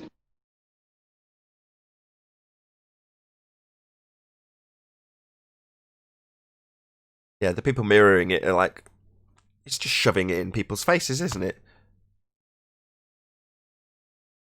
Good. Earth's flat. Well, it's a beautiful thing, right? I mean, how many times we get told, pilots think it's flat. They're correcting. My sister told me that not long ago. You know, how I know a pilot who corrects for curvature. You know, it's like, it's one of those things that she won't question her because she's a pilot. So it's like, there's no questioning there. But then you have somebody like this who's an F-16 pilot who comes out and says, look, my plane wouldn't even work if it was a ball. Like, this is a beautiful thing, man. That's it. At an unconscious level, people like him and his counterparts are going to know it's flat. It's not going to get discussed. But they know at an unconscious level, at the very least, it's flat. Ah, come on, Chocolate. Are you certain that jet aircraft don't have circumdicular geometrical compensators for the R-based presumption of the Earth? There's no mechanism for that? Is that a button you hit? Is that like turbo boost? No. You hit a button. Oh, I'll give it's a Arwin. system that's always working. It's No, I'll always give Arwin. working to constantly correct the course for the presumption of R, which is very easy. It just says that it does that, and then It's the R button. Yeah, there is. I'll give Arwin it. You don't need any explanation, Arwin. Just get a pen. Write down these 2 words. Next time this conversation comes up, just say these 2 words and then you close don't your understand? mic. Huh? Say again? You don't understand? No, that's 3 words. No, 2 words. Pendulous veins. No, but that has been literally disproven. We addressed that. Shh. Just say pendulous veins and then close your mic. I gave you the P waves and S waves. Did it work? No. Just play along. Be the baller. I'm not just playing say a baller, damn it. Just say pendulous veins. That's all you've got to do. And then go ahead, Chocolate. Oh, wait. Maybe if it's the pendulous veins without the gyroscope, then it would make more sense. Too many words. So without the charge, just the veins. Yes. That's cool. Just say pendulous veins. Right. For sudden corner turns and all that. Unexpected centripetal forces that are applying to the gyroscope, and then the pendulous veins prevent it from offsetting its orientation from the added on forces. So, but the thing is, that's for abrupt turns, for heavy maneuvering, loops and shit. But the R-based presumed turn that planes would have to fly over a globe, that's not an abrupt turn. That's absolutely constant at all times. So how could that mechanically do that? Pendulous veins. Yeah, that's what I was talking about, yeah. Yeah. So you don't understand. But they only work for sudden extreme forces shifts, which does not happen with the presupposed centripetal force that would be a natural consequences of But flying. we already know it's a globe, so. Yeah, you don't understand. Perfect. Natural Perfect. consequences? Check it out, man. I got my own wingman now. See, you should have been the baller, Arwin. I've got my own wingman. You don't understand. Pendulous veins. Yeah, if the Earth is a sphere, we'll have pendulous veins on planes. We have pendulous veins on planes, so Earth is a sphere. See, all we need to do is affirm the consequent, Arwin. It's perfectly acceptable to beg the question, if the Earth is a sphere, we will have planes tracking around said sphere, with pendulous veins being the reason for that tracking. And obviously we do have these planes tracking around a sphere that I've presupposed, with pendulous veins being the reason. Therefore, Earth is a sphere, Arwin. No. I think the ballers are getting to you. Your level's going down. No, I think you don't understand. Shout out to Al Junkie, says Chuck Norris. Earth is flat. Hashtag I can't read all those letters all at once. Can someone else read his hashtag? Hashtag what? Roundhouse kick the globe. Roundhouse kick the globe. Hashtag roundhouse kick the globe. Not the most memorable hashtag, but thank you very much for the super chat. I really do appreciate it. Of course, because he says Chuck Norris. Chuck Norris, Earth is flat. Chuck Norris is so hard that if he punched the ground, Earth would actually start spinning. Hard. Are you saying it just needs a kickstart? Boom, boom. So Chuck Norris caused the globe to spin. Is that it? No, he would That though if he punched roundhouse the ground. kick? Anyway, with this Chuck Norris nonsense, I will say, if you are watching this on either Nathan Oakley or Nathan Oakley 1980 premiering streams, then stay tuned, as there will be an after show to follow. Unfortunately, if you're watching this live on Nathan Oakley 1980, this is where we bid you farewell. A huge, massive, enormous thank you to all of you who smashed the super chat, liked, commented, shared, subscribed, and all that good stuff. Of course, a massive thank you to today's Discord and G+ panels for making today's live show possible. Once again, stay tuned if you're watching on either premiering stream. I've been Nathan Oakley, and I'll see you all in the next video.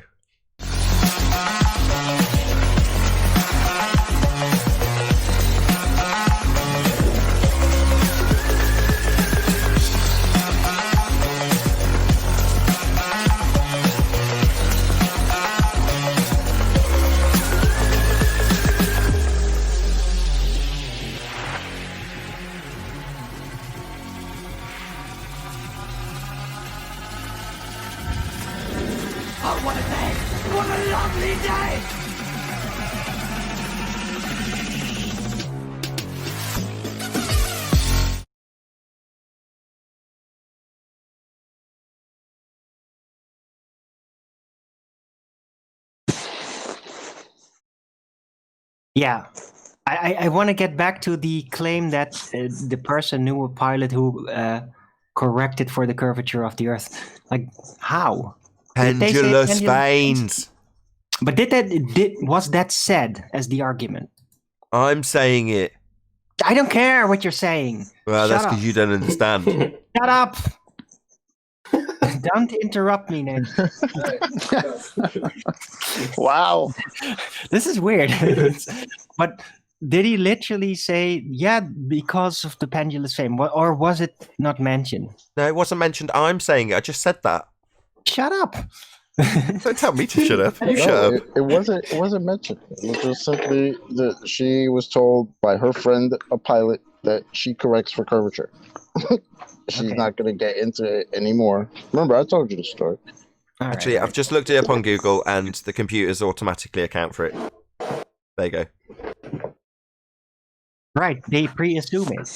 Yeah, Exactly. the computers do. Therefore, Earth's a sphere. See? If F16 computer sphere assumption, then Earth a sphere. Well, you could technically get it even easier if you just apply circumdicular geometry, which is essential for a globe-based geometry. Then you just say, look, we're flying level. That means we're flying curved. Yeah, but Arwen. And then mathematically, it would be correct according to that mechanism. That was beautiful. Arwen. That was beautiful. Oh, no, give him some acknowledgement. That was beautiful. Basically, yes, Arwen, that's right. They're flying level. Level being level. Therefore, that means they're flying curved. That was beautiful, Arwen. Excellent baller work. What did I do? Straight is curved, level is curved. Everything is curved to these people. Well, But apparently, this is their new thing, that level is curved. I think Not new. you can even Google that. It's definitely not new. Hey, QE. Not new. No. No, That's the level being. Hold I've on. been saying this shit for like a year and a half now. A year and a half. No. Let's get it straight. No. That's the premise of their religion. Earth is flat. They say it is curved. So level being curved is the fundamental principle of their worldview. But I don't think they've expressed it with literally saying level is curved. I mean, Yeah, they I have. could be right. Are you having me on? Go and have a chat with Bev for 5 minutes and tell me that they don't assert exactly that in those words, pretty much verbatim as stated by you. They absolutely assert it. Really? Yeah. It only started I after don't remember Rump- hearing it blatantly like that, like level is curved. Yeah, they have said those words verbatim. Level is curved. Yes, they say those words, Chocolate. I kid you not. Yeah, they say it now, but they didn't 2 years ago. Yeah, I know you're saying they haven't verbalised it. They may have only verbalised it for the last 12 months. But as I just stated, that's the premise. That's the basis of their religious worldview. That's how they see the world. Chocolate, you Right, sound but- like me now. But they were only ready to go that deep after all this. It's like, yeah, we're going to go deeper. They weren't ready 2 years ago to make that statement, even though they were kind of thinking it, but they still had some remnants of feelings of shame left, I guess, that prevented them from continuing on. But Owen's then on fire. Leave him Swan to it. came and became so punishing that it's just, no, level's curved. I'm ready to do it. That's right. They've dipped into that level of fundamentalist religious zealotry where you can literally openly declare, no, we don't have Earth curve, it only exists in maths, and say that with a straight face. Or, like you've just stated, level is curved. And that's the level of zealotry that they've sunk to say that with a straight face. All about Wow. the Black Swan. Amazing. There's endless examples. The second law of thermodynamics does not apply to the Earth. That's a statement from the ball side. Natural law doesn't apply. That's the level of zealotry. Yeah, then my response would be, okay, so was it established exactly? how did somebody come up with it? Back in the day, if it doesn't apply to the Earth, how? However it was, when they need to have their boss contacted and told that they should have accounted for the geometric sphere, Earth, mathematics, and sky vacuum before they made that assertion. Arwen, the same guy who measured the geometric horizon without Atmo is the same guy who says the second law of thermodynamics doesn't apply to the Earth. Wait, are you stating we're talking about Rumpus, right? Yep. Okay, because you said measuring. I don't think Rumpus ever measured a single thing in his life. I think the best measuring thing that he's ever done is measure a piece of paper in school, and that's how far it's gone. And from that point on, he just assumes everything and bluffs that he actually measures things, because I don't think he does, ever.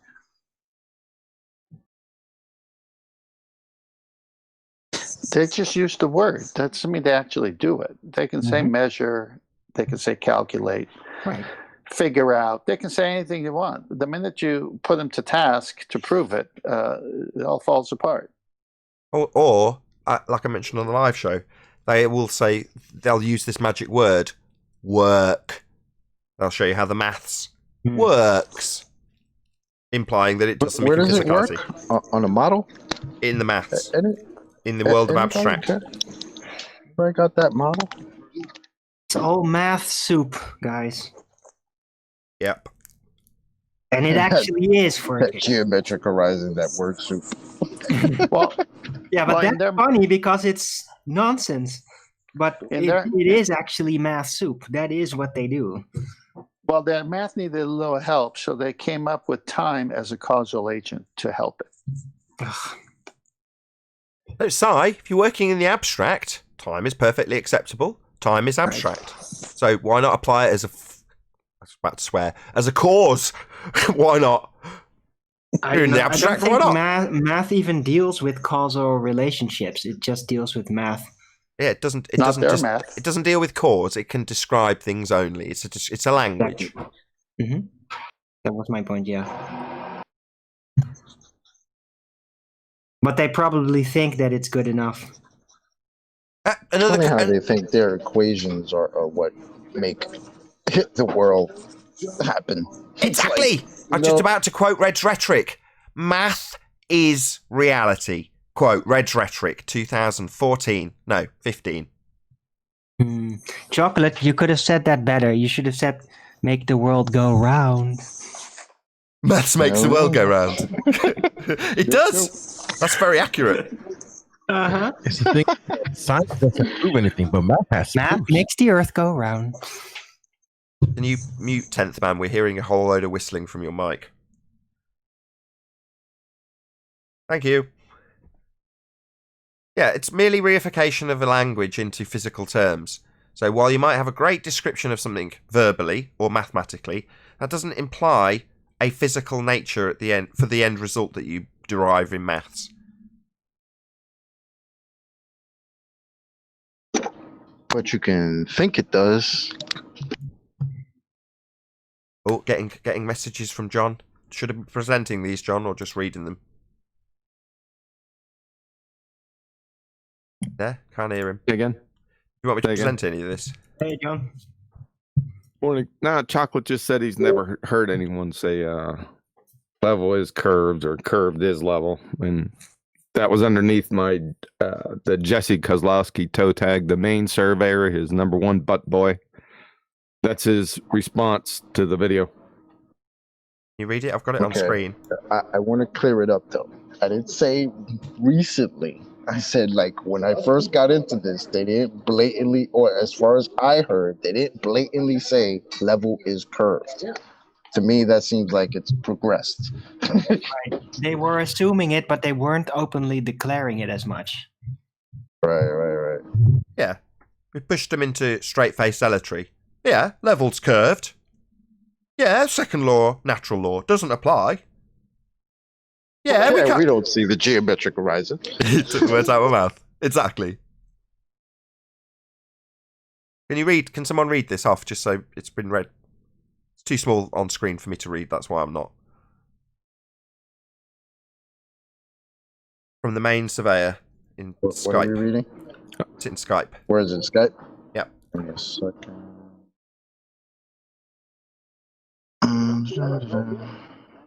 Okay, so the main surveyor says, the main surveyor from the Land Surveyor Reference Manual. A level surface is a curved surface. Damn, that's the first line. From elementary surveying, a level surface is a curved surface which at every point is perpendicular to the plumb line.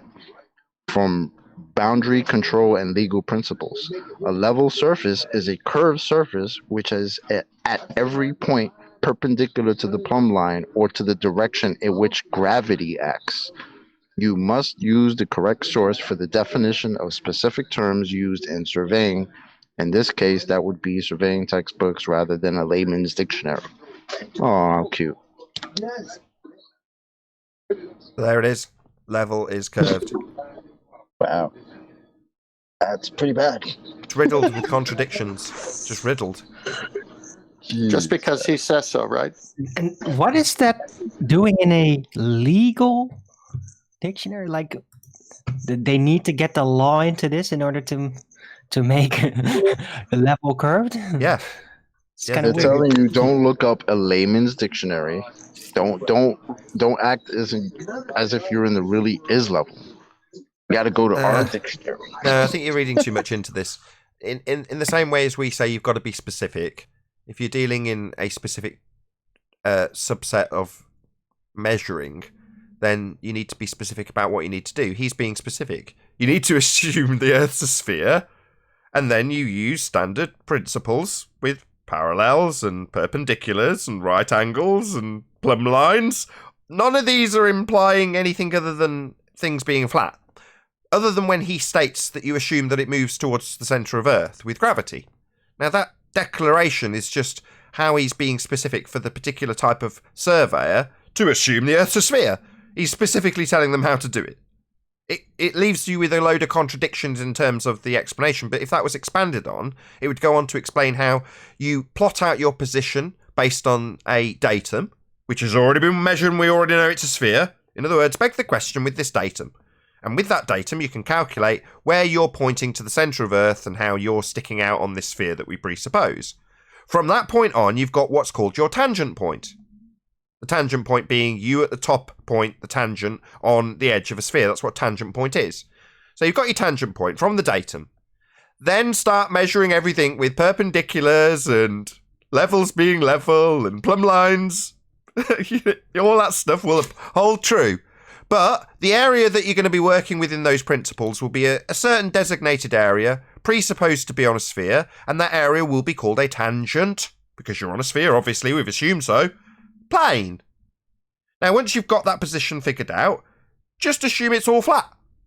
And then everything will work out cushy, because it's all flat, and you're going to be measuring it as such.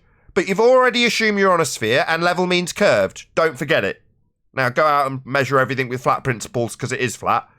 Just remembering that should you move 2 miles over and do the whole process again, you're going to assume you're pointing to a different part of the centre of Earth. And then you'll measure all that flat as well. And it'll line up with the first bit you measured, but ignore that because you're obviously curved. We've just told you. This contradiction still holds true because we're on a sphere. We've assumed so. Okay. Thanks for clarifying that. Just the biggest load of crap. I don't know. It's Jeez, man. When you put it that way, bro, it sounds like they had flat. They assume flat because they have flat, and then they change it to sphere, but then change it back to flat because it's flat. No. Chocolate. It they're doesn't just go that way. very sphere considerate. No, what they do is they assume a sphere like a hamburger in the hamburger bun. So the base bun is the sphere. Then they put in the middle the meat, which is real geometry, how it works in reality. Then they come back with the top of the bun and say, there you go, we live on a sphere. As Nathan said, they just move to another location where there's another area that's a plane, and all the true geometry works as long as you treat that as a plane. But remember, we live on a sphere, the two buns. It's nonsense. Wow. Right, so they're just being sphere considerate. They're Are you trying to pun, Arwen? No, he's right. Being sphere considerate. Consider you're on a sphere, figure out where you are on the sphere, and then measure it flat. But should you move to a different location and start the process again, start with the same assumption that you're on a sphere, check it on the datum. So being sphere considerate.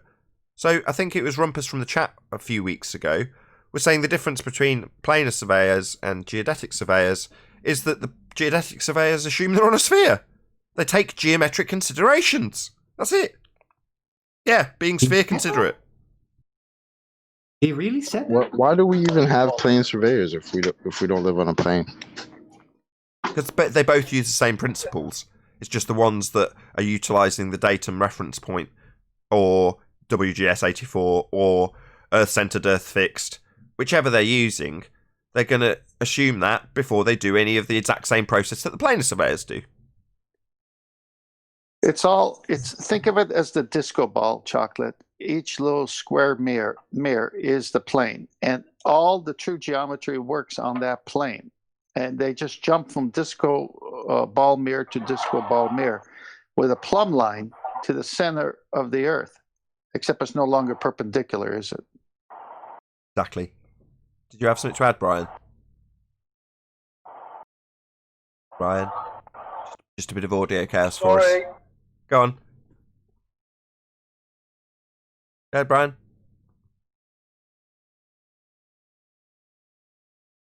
Maybe he just said sorry because he was off mute. Pop yourself on mute, Brian. Thank you. Who else we got in here? Yeah, sorry, I dropped my window in the van.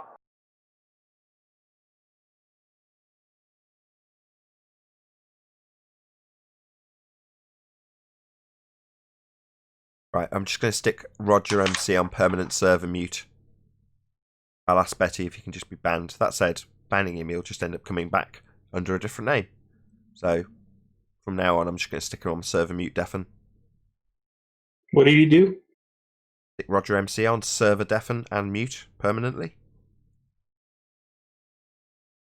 You mean soundly? Soundly? I don't want to get into the games. It's not relevant. Not important. Couldn't care less. They came... can't really not talk about it to do this. So they came into the chat of an Uncut and Aftershow yesterday, and all he wanted to do was question why we were claiming he was soundly. So in other words, play games. It's like, no.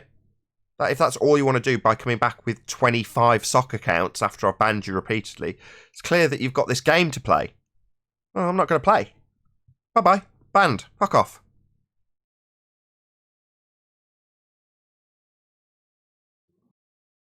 With frauds and Today's show liars. was really good, Nathan. You had a very good topics, and you had some good summary statements. You may want to.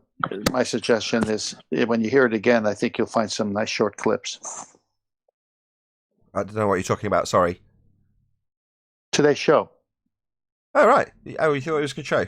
Oh, jolly good. Oh, Thank you. I think the narration and the narratives you gave on certain points could be short clips. I think will just pop out at you when you listen to it again.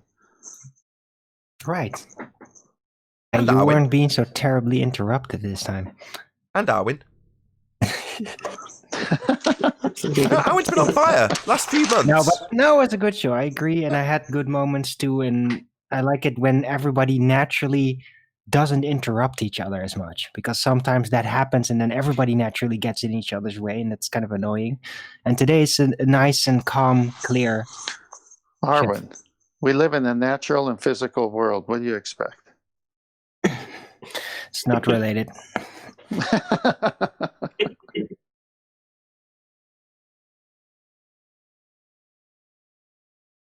don't know. Alwyn gets a lot of shit right, and when he gets it, I have to not necessarily jump to his defence, but point out that in order to do what he does, which is seem a bit vague and wishy-washy, he's actually got to really know what he's talking about. And it's often the case, I've seen it in discussion with Arwen with other people, where he'll snap back into the actual whys and wherefores of things to win, and he can do it really easily. But you've got to know what you're talking about to do that, you know. And Arwen's very good at it. People are like, oh, he's bubbling on about something nonsensical. It's like, why are you assuming that? Are you actually listening to what he's saying? Because he's actually bang on point. You're just not listening. I agree. Arwen does that, but he should not try it on puns. He doesn't know puns well enough. I don't try it on puns. I'm just actually funny. Fair enough. No, that was funny. That was funny. Exactly. No, it's all right. It's good. It's good banter, Arwen. Right. I have funny moods too, you know. Not as bad as you do, but better to just let the joke arrive out of nowhere. So not as bad as I do, huh? Come on, Tent Man, you know. You clinically. If it got any worse, I would register you as having puns. Listen, my puns come out of nowhere. That's the gift. What are you talking about?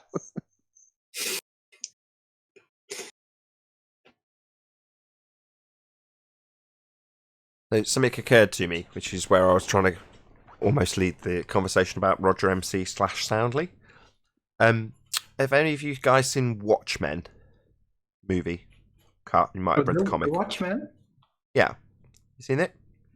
Yeah. Yeah, the big blockbuster, what is it? Marvel movie or whatever it was? Yeah. No, it's not Marvel, but the other one. I've seen it, yeah. Okay, Yeah. there's a character in it called Rorschach. Very strong character who wears a mask. And at one point in the movie, he gets locked up. Rorschach. How do you say it? Because his you know the Rorschach test? Rorschach. That's what his mask is, yeah. Of course, like the ink blot test, of course. Okay, so there's a point in the movie where he gets locked up, and all of these big goons sort of gang up on him, and he explains to the rabble of inmates that he's not locked up with them, they're locked up with him. Yeah. And Yep. it occurred to me yesterday when I was banning the 25th, 26th and 27th Roger MC sock account, that's the same scenario. These people who've been here for 5 years, or people who seem to be here every hour of every day in the comment sections with socks on every show, it's not the case that we suddenly have to view them as, God, we're stuck with these troll bastards. God, aren't they? It's the other way around. They're trapped here with us. Yep. We can't escape. They always get drawn back in. Yeah. That's exactly right, man. And as it occurred to me, I told him, I'm like, it's just occurred to me while you're saying, ha ha ha, I'm still here, you can't ban me. It's like, it just occurred to me, you're stuck here. You have to be here. And it's not the case that I suddenly need to be concerned that you're here as a endless stream of sock accounts. You're stuck here. You're my bitch. That's the actual scenario. You're stuck here with me. Yeah, you keep on coming back. Why is that? Yeah, it doesn't matter how badly you treat them, doesn't matter how much you tell them they're unwanted, they'll still come back. So they're our bitches, and we're going to start treating them such, because that's what they are. You're stuck here with us, aren't you? Oh, right. Well, isn't that interesting now we've realised the actual scenario? You're trapped here with us. Okay.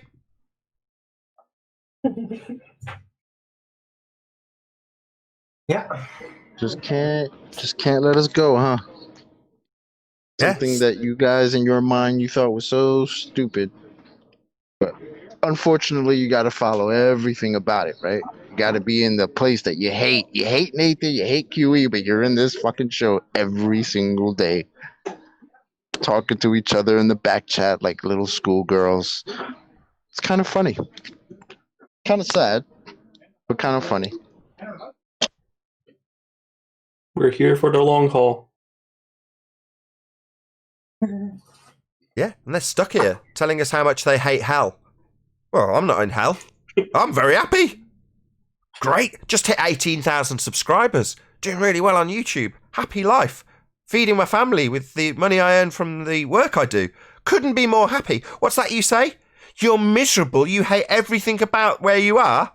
And yet when I ban you, you come back 25 times? Well, isn't that interesting?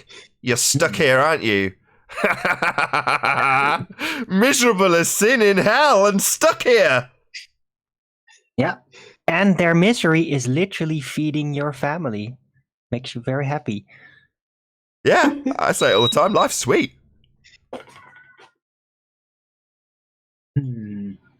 I wonder how they feel about that. That's what I want to know. Life isn't about attaining huge amounts of wealth necessarily. It doesn't make you happy. That's the old adage. The old adage of money doesn't make you happy is true. Now, obviously, being without any is going to make you miserable, but by the same token, having copious amounts or excess money doesn't necessarily make you happy. Now, the acquisition of happiness should be what people strive for, actually being content within their life. Most people don't.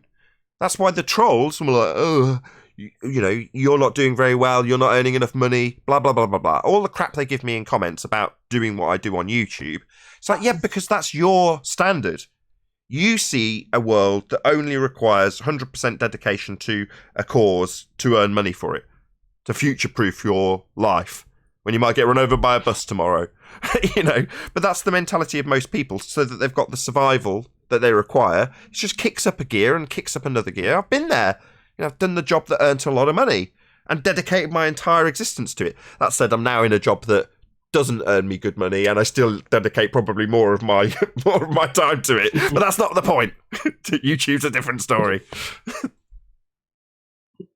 What you described, Nathan, is they have a conscience that is hearing all the good arguments, the valid verification, the black swan, all of these things. That's their conscience. And they're at war with their conscience because they're ballers. So they're fighting themselves and their conscience. At the same time, they're forced to come on shows like yours to make an assault on what's happening inside, which they're not willing to confess, because their arguments don't hold water. Our arguments do. They say level is curved, but their conscience is saying, you know, level's not curved. You know, level's not curved. You know, level's not curved. It's hell for them. Yeah. And when we say who is the they who perpetuates the globe lights, these people we're describing with their internal battle. At the forefront of the argument is the people with the most cognitive dissonance, the people you're describing who've heard the arguments and are bracing against it with grit and determination. Well, those are the people in the most cognitive pain, and they are General Joe Blogg's public. Now, General Joe Blogg's public might have a really senior position within astronomy. Doesn't change the fact that it's an individual Joe who's just trying to square his own circles.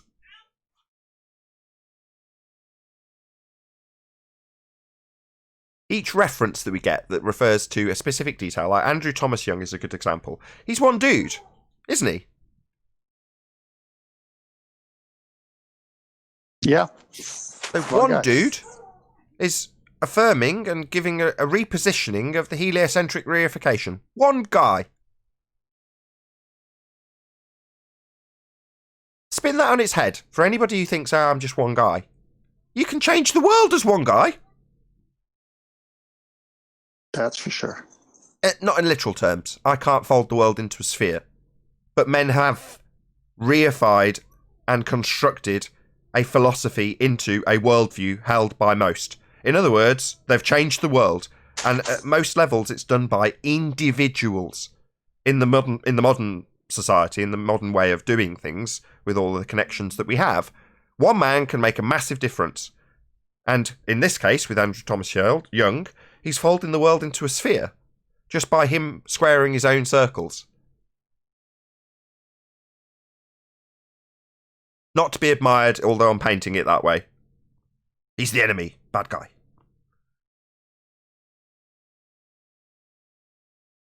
Yeah, but as we read his writings, he's pretty much telling you it's a reification, that it's a mathematical construct, that it's a thought experiment.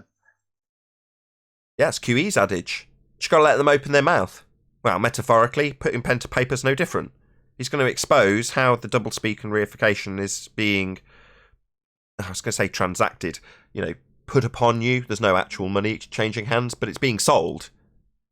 And that's how he sells it. Well, that's It's gonna be there because to explain why it needs to be done in the way that it is, how it needs to be turned from the mathematical into the actual, is something that's going to have to be processed and verbalized, or in this case, put pen to paper with. Well, him doing that and going through that process means you can see in just the words he's written that he understands, at least at some level, that he's not stood on a sphere. He's explaining how you take geometric considerations. Now, he might be processing that, we can't divine his thoughts, that no, that means I am standing on a sphere. It might be him lying to himself. But my point is still the same. This is all just an individual battle that we're experiencing, that by way of him externalizing his own internal battle, him squaring his circle, as I phrased it earlier, that physically shapes the world that we stand upon in terms of how we view it. It doesn't physically change it, and that's what we're pointing out. But that process has been showed to you. Here it is. This is how he does it. Do we know that that means he's telling himself that the world is actually a sphere? This is his way of making the reification make sense? Maybe. Who cares? It's not, though. And that's what we can point out. And why isn't it? Well, here he is telling you that you're taking your geometric considerations for a non-physical location called the horizon. Well, that says it all. What more do you need? You've been told. He's told you. Now, if you spoke to him personally and said, well, does that mean it's actually a sphere? He might say, well, of course. And if that was being recorded, like with George Musa, we'd hold that up too and show the world that.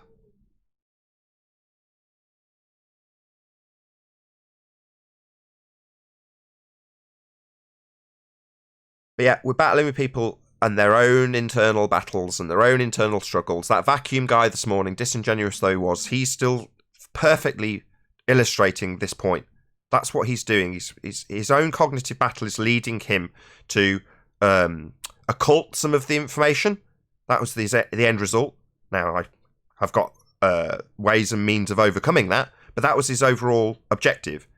An occultation of the actualization of a mathematical construct into a physical construct.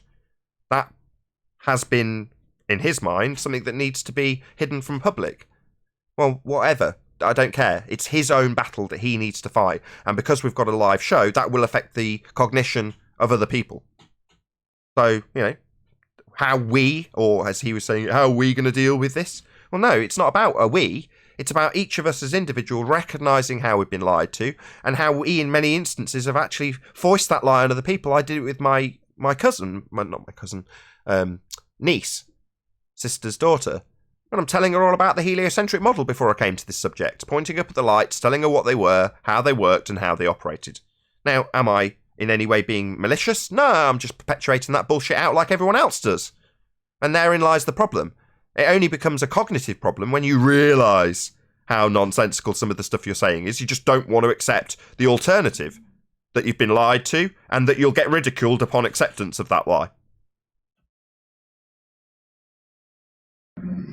I think, the message that, like, how we put it out, it has no value to it. So it's like, well, are we going to tell every religious group that has a belief, are we going to go around saying, well, you have a religious idea, and this is why you shouldn't believe in that religion?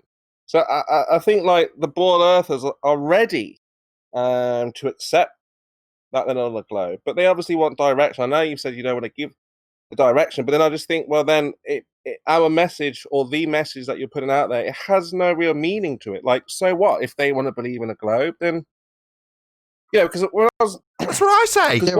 That's exactly what I say, Schemo. You want to believe in a globe? Good for you. Go in peace. In our you trust. It's not like they're going to be like, well, okay, well, what's they want to know more about it, don't they? They want to know what's going on, and so I'm saying, like, so maybe they should go talk to the people who gave him that story. Like, maybe they should look for themselves. Exactly, Chuck. They put it on you for so many years, Chemo. Right, someone they put like all this on you. Tony Purcell, for example, right? So we can go back and forth with this PhD guy and say, look, you're wrong, your science is wrong, da-da-da-da-da. And he can say, well, so what? I get paid for it. What do you do? Who are you? How are you going to affect the world when my work is dedicated to this? He didn't have any science to begin with. It's not that his science is wrong. He didn't have any science to begin with, and he doesn't know what science is, period. Okay, but I'm saying that he's saying that because when he said that to Anthony, like, well, I'm the one who gets paid. Who are you? What are you going to do? It was kind of like, well, that's the point. So I think they're saying that's why he got so mad at you when you said to him, okay, can we talk about science now? Truth, remember that? Even Chemo? if you So what he's saying was, even if you guys have the truth and we are telling a lie, so what? What are you going to do about it? We're able to tell this lie successfully, and even to your face, like they said to Anthony. So what? I get paid, you don't. What are you going to do? So unless our message has value, here when he's not talking. Well, guys, in the G Plus, hello. Can you? Why is it that when someone from Discord talks, everyone in G Plus starts rumpusing them? Chemo's only been here for about 2 minutes. No, listen, he said what he said. Chocolate tried to say something, and he kept talking. John said something, he kept talking. He doesn't stop to let someone say something. No, he doesn't acknowledge anything. You're right. So, because I wasn't. He was talking, so let him finish talking and making his point. I was just making a point on. I forgot what was the point. Yeah, the point is that they could say to us, which they did. So what? We get paid. You don't. You're YouTube. Not like YouTube. You're on the internet. Your message is weak, has no value. What are you going to do about it? So that's what I was. Hey, we heard that about 5 times. Right, fine. Let's address that. First, Quantum Racer's point. He didn't have any science. That was your argument. That's why you won, and he got angry with you. So who cares? That's the first point. If you still care, which you clearly do, you've said it 3 times, then fine. If it was compared to a bank robber, Spurs, and you talk about the bank robber who's changed from banks because they're too difficult to robbing orphanages. And he says, I get away with robbing the orphanages. I've got the money and you've got nothing. You can't do anything about it. I'm not doing it right now. You're not going to get the police on me. I've got the money. It's in my bank. What are you going to do? I'm still successful. I've been doing it for 10 years, robbing these orphanages. What are you going to do about it? And your reaction to that would be what, Spurs? With outrage, of course. But that's what he should have got from you. If we're just, well, go on, make your point before I go on. No, he's agreeing with you. He's saying, yeah, outrage. I say that word quite frequently. It's an outrage, right, Spurs? So you don't care that you're saying science and you've got none. You don't care that your worldview's completely fallacious and you're utilising science to make yourself sound like you're more intelligent than you are. You don't care that you're asserting your authority with this fake use of science because you get paid anyway. What an outrage! That's what I'm saying. You remember that point when you said to him, "Okay, can we go back? Can we talk about science now?" And he freaking spazzed out on you. Yeah, he was like, "I take that as an offense." I'm like, yeah. Why do you think he got so upset when you said that? No, but it kind of it struck me when he was talking with Anthony, like I say, and when Anthony got him in a corner, just as we all did, he was like, well, I'm the one who gets paid very well, very handsomely for this. And like Anthony was like, well, any of us would have been like that. What do you do if someone's telling you, well, so what? You've got the truth. So what? I get paid for my lie, basically, and there's nothing you can do about it. Yeah, in the same way if you said, what about the poor children? What about the orphans? And then the guy gets really angry with you. Well, it's the same principle, Spurs. So the Earth is a sphere, and he's an all-knowing god of science because he gets paid. There's a lot of fraud, pretender clowns in history that've gotten money or paid for their services. Or the day before, I don't know. You heard this, Jonathan. So they've decided now, Nathan. The Globers have decided that the scientific method is not a thing. Should be disregarded. Thrown out. Yeah, we heard. Hey? Yeah, we heard. I was laughing. We were all laughing. Yeah. So this is my point. If they can just go out there and say, wow, you know what? I don't think we should actually use this method because it's not favouring. No, and you're missing they can get away with it. No, he's not. He's not hearing it. You're missing it. You're listening to the inmates of the asylum. They are inmates, right? No one's doing it. Everyone knows what science is. It's just them. See, they're in their delusional, religitard world, Spurs. They can say whatever they want. Yeah, let's have a little game, Spurs. Are you saying, how do we react when they say, no, we just stick our head in the sand, we don't accept, science isn't real? Right, let's give you a few other examples, right? So, we do not see the geometric horizon. So I'm going to be the baller, putting forward the baller rebuttal, Spurs. Yeah? Now, you're going to give me your reaction. Now, I'm hoping it'll just be laughter in each example, and then a demonstration of how this actually proves our point, but we'll see how we get on, Spurs. So we'll start with, we can't see Earth curve. Or, to quote someone, we can't see geometric horizon. So that means your obstruction is light, apparent, not physical. So that means it has to be flat. Yeah. So Something the conclusion, like for you based on that would be right. So I win then. Okay. Next, second law of thermodynamics doesn't apply to the nature of world. This natural law doesn't apply to nature. Your reaction, Spurs? Natural. Say again. Sorry. Second law of thermodynamics, the natural law that is entropy, doesn't apply. Yeah. Doesn't apply. Doesn't apply to the Earth. What again? What's your reaction? So again, this is. You see, I think the problem with them is the hypothesis first. So they assume just a reaction, not your clinical. Oh, you got him. It's all outrage. It's man, speechless, which is weird. Play along, damn it! Play along. Okay, science doesn't prove things. Spurs. Yet science definitely gives the cause. Will prove the cause to the effect. Nathan, what is wrong with that? So, in other words, yeah, cause and effect. In other words, you just say no, right, Spurs? I mean, that's the sensible thing to say. But I do allow them, because if you did listen to it, I said, okay, Mr. Scott, and he gave a great example. I said, okay, let's disregard the scientific method. Let's use your method. Let's go through the steps of how you verified Venus did what you said it did. I said, what was the effect? He said it appeared in a place where it's supposed to be. I said, what was the cause?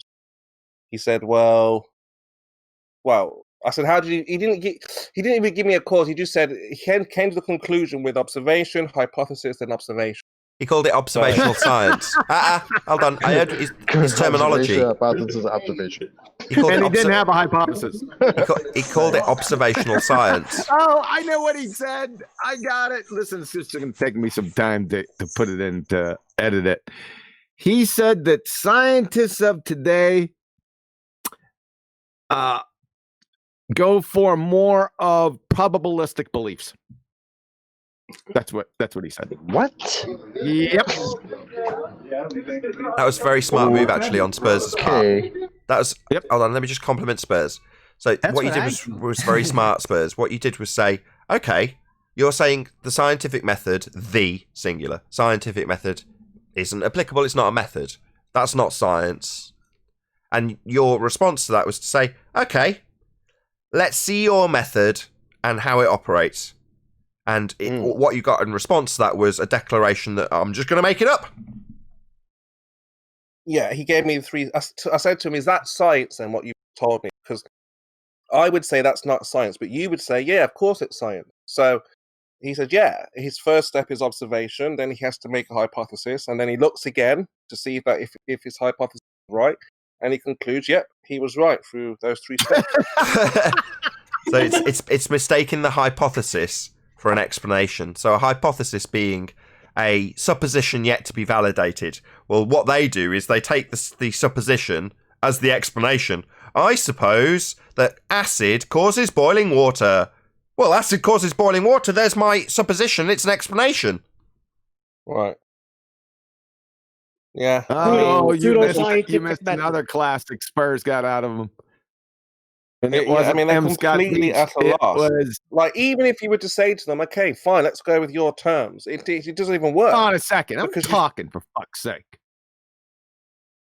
It was Gem Panda, and guess what he brought up?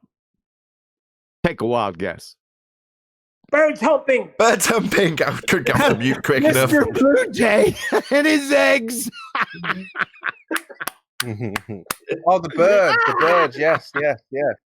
This is a natural experiment, Spurs. Natural we experiment. call it field experiment. I had to explain that it would be correlation, not causation. Correlation? Correlate? It's not correlation. It's delusionalation. There's no correlation. Correlating Yeah. what? It's just What's like he I said. I mean, correlating? what gets me angry the most is that they can get away with it. Oh, wait a second. What's he correlating? That they lay eggs in July, I think he said, or something. So there's a correlation between July and eggs?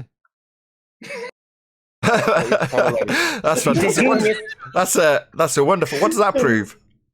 It's a correlation between the humping and the X. Oh my God! If humping, then eggs. If humping, then eggs. Well, again, it's not their We fault. see eggs, These therefore guys have humping. they've been Humping. We programmed. observe it again. They've been indoctrinated. I mean, they had no chance, right? I mean, they were innocent children when they were told. Oh, suffer the little They were children, ignorant Spurs. You need to save them. When they're at age. Yeah, but I mean, what chance do they have against people who will just tell them Santa Claus is a real? So it's traumatic for them. That's right. I think we should do a little telethon. Every day, another baller falls victim to the heliocentric programming. For just £1 a month, we can put Rumpus through a heliocentric rehabilitation program. Support this channel. Hit the super chat. Oh, Spurs, you need to make a television ad for that with your voice. And be serious. Maybe we can get Sally Struthers too. That's it. That's the one. Sally Struthers. That's who I was thinking of. I remember those commercials when I was a kid too. My name is Gloria in all in the family. Oh my gosh! I mean, Spurs, I've always you said crack me up, because man. I mean, there's many experiments to show that the Earth is not curving or a globe or anything like this. Many. You know, you've got Raki. Oh, here we go. God, you were doing so Not well. experiment, sorry. He needs re-educated. Yeah. Or hold on. Let's just do what it. I mean. Hold Not on. an experiment. Spurs. He's on a roll, Adam. He's on a roll. He's not going to stop. So, what experiment? What are you talking about? Not experiment. It's just there. That's how we just talk. But I don't mean experiment. You know what I mean? I mean they've gone out and done some kind of test or demonstrated. Stop. Right. Contextually, right.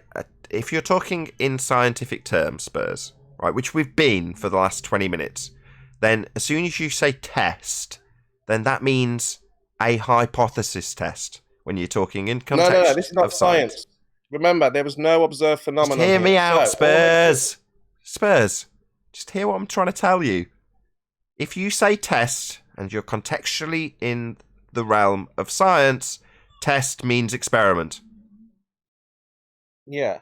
Hypothesis test. So what? This has nothing to do with science. That's what I keep trying to tell them.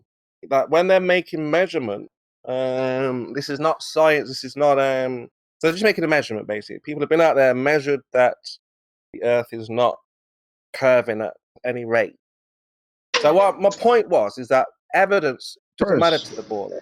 It's all psychological, and this is where therapy comes in to help them recognize that. Spurs. You know, does it make sense that he wants to get to his point about giving them chemotherapy rather than the word salad that preceded it wasn't relevant. It seems. Go ahead, Kurt. Spurs. Yeah, talk about your therapy. It doesn't matter. Yeah, because it doesn't matter what you give them. They need lots of love, lots of attention, and time to figure this puzzle out. That's correct. For just £2 a month, you can put soundly through the baller rehabilitation program. Support this channel. Hit the PayPal link.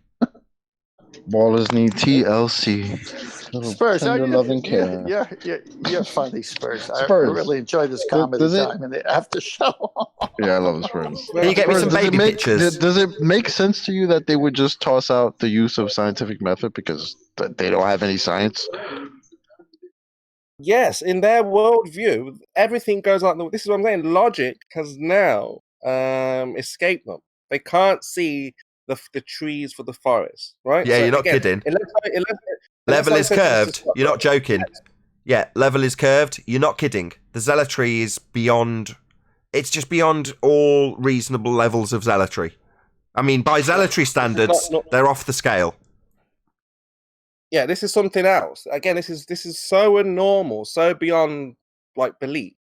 Beyond Like they can't Super accept Saiyan it. level Like of by now, you would have zealotry. thought that the seasoned ball earthers would have recognized, okay, I can't demonstrate these things. So they hold on to this old view, like I just said experiment, just like a way we kind of speak habit. It's out of habit, and they just need that peaceful transition from globe to flat. But Yeah, they do. Yeah, yeah. The people you're saying need a peaceful transition from globe to flat are the very people that are keeping their cage around themselves because they dish out all the ridicule and vitriol and all of the horribleness. Well, they're going to know, again, even if it's at an unconscious level, that should they actually recognise the observable nature of their physical reality rather than their reified mathematics, they would be subject to all the ridicule they dish out. So you're saying that they need a peaceful transition. Well, the reason we don't get a peaceful transition, or didn't have one, I see it as a past tense thing now, is because we were the ones getting ridicule from these people that you are now playing the bloody violins for. yeah. Because I understand what it was like. Spurs. You know, Take a breath. Spurs. Mm-hmm. Oh my. Spurs. When you go from a lie to the truth, it's anything but peaceful. Well, I mean, like I say, there's a program, a 3-step program they have to go through. So the ridicule, the anger, and then obviously they have to accept what they've been told. But it just takes time. Anything that's caused you pain takes time. Believes that Takes despite more time. insanity, If you could get quantum erase his attitude, they you'd can be get out people. of it. It's very Okay, hopeful Rumpus. of him. Spurs. People change for only two reasons. Either because they really want to or they have to. That's the only reason for the change. They either really desire and they change, or they're forced because they have to change. Where do your baller patients fall into that? I mean, again, it's just how I see it. Like every word they say, every ridicule, every mock, every No. I The see it question as, was simple: want to or have to? Where do they fall in? Pick a camp.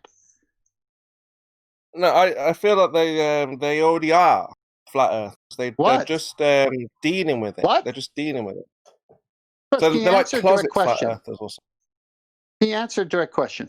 Are they people who want to change, and is there evidence that shows that? Or are there people who don't want to change, and one day they might have to change if they ever change? Which one is it? No, I think all the people we speak are people who want to change, but they just need some. They need something that's to crazy. take over the line. That is the most craziest Yeah, I agree. thing you Nuts, have ever nuts. said. That's wrong. So do you know what the 5 stages of loss are, Spurs? Like acceptance, grief, bargaining, stuff like that. Yeah, I'll take you through them. So the first one is denial. Step 1, denial. Step 2 is anger. Step 3 is bargaining. Step 4 is depression. Step 5 is acceptance. Well, you're missing out a very critical step because you think you can go from the bargaining stage, which is what we're all involved in, to the acceptance stage. Au contraire. The step in between is depression. My program has 3 steps, Nathan. So we've got to go through the ridicule, where they just say, "Oh, you're crazy, you're a moron," and then they want That's to denial. kill you almost. As you go along, that's denial. Nathan made a very good point, Spursky, when you kind of ignored it. Well, I just correct him as he goes. The ridicule is is the program there. That's for the loss, but this is for the acceptance. That's accepting loss. No, but that's after depression. They have to face it, and they want. And you can't make them. It's their choice. Yeah, but if you notice, they're on the right path, so they're ridiculing. I've had some of the ball earthers wanting to kill me, That's strangle anger. me, That's anger. hurt you. Because... Yeah, let me just Spurs, in between, I'm just going to pepper it. So you've already described denial. Now you're on to anger. Yeah, and then the final stage is just accepting it to be true. Oh, right. So from, no, there's no way he died, Doctor. No, it can't be. He must still be alive. Well, you must have killed him. What did you do to him? Well, is there anything you can do is the next stage. That's bargaining, where we are, Spurs. You've just skipped that. And depression. You've also skipped that and gone straight from anger. You've gone straight from anger. Spurs, you've gone straight from anger to acceptance. Missing out 2 steps. No, because that's what happens. That they want to finish the person, or lash out. Once you lash out, you calm down and realize, well, this is true. No, Spurs. I'll say it once more. Then you get to the bargaining stage. That's when you get here, and where you debate people, where they try and reason with you and tell you things like the list we went through earlier. Second law of thermodynamics doesn't apply. Straight is actually curved. Science doesn't prove things. That's the bargaining stage.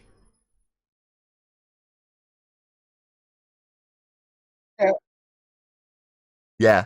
So after the bargaining stage, Spurs, where you're dishing out your chemotherapy, the following stage is depression. Oh man, second law of thermodynamics does apply to the Earth. The sky can't be a vacuum. Oh no, I've been lied to. What am I going to do? You're right. That's not acceptance. No. They need a Spurs. That's not acceptance. No. That's depression.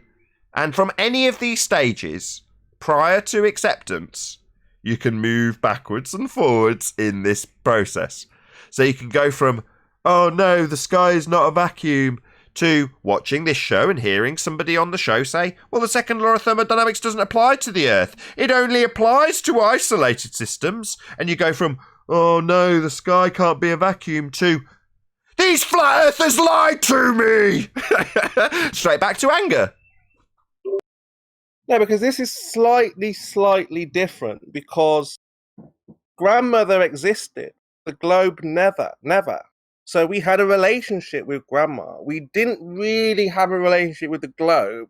It wasn't really like, we were going around, so we didn't experience the globe. So all we have to do is accept that what we were told is not true.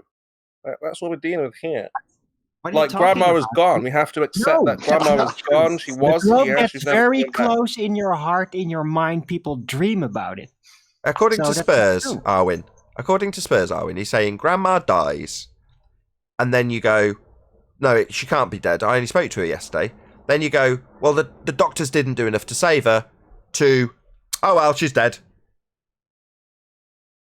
Well, for some people, if they're very lucky. Yeah, but I think what Spurs is saying is that you actually missed your grandma because you spoke to her, you hugged her. Maybe she overfed you with, gave you a few dollars, like things that grandmas do, right? But you've never experienced the fucking globe. It's never done anything for you. Yeah, it did. Wrong, Chocolate. Wrong. Chocolate. Hold on, Arwin. Wrong, Chocolate. Yeah, it did. It gave you all sorts of ideas and notions about where you were and how your place set in the scheme of things. Pretty much non-existent, not important speck of dust in a big soup of nothing is how your worldview is if you're a heliocentrist. So it does give you something. And people want, in the same way that you describe the love and affection they give towards a grandparent or a parent, people give the same love and affection towards their heliocentric religious worldview. They absolutely want to cling on to it and cuddle it. Because people accept the flat Earth quicker than you would the globe. Nathan, can I ask one question, please? What? Globe was always, it's like Santa Claus. Did you not hear Paul? He says, can I ask one question? Go ahead, Paul. I don't know if it was Paul, but whoever it was. Someone said, can I ask one question?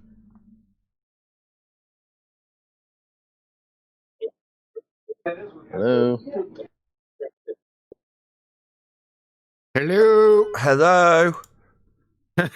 Can I ask one question? Zero. Yeah, Absolute sure. Zero. Go ahead. Zero. I'm so pleased I completely cleared the airwaves for that 2 minutes. 0. So very detailed and specific, concise. Couldn't ask for more.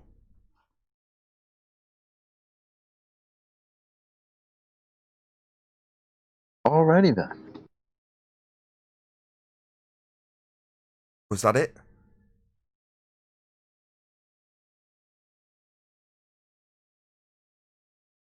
Ugh. Is somebody speaking that I don't hear? Have I got an issue with Discord, or is it just people who want to ask a question and then get all mic shy?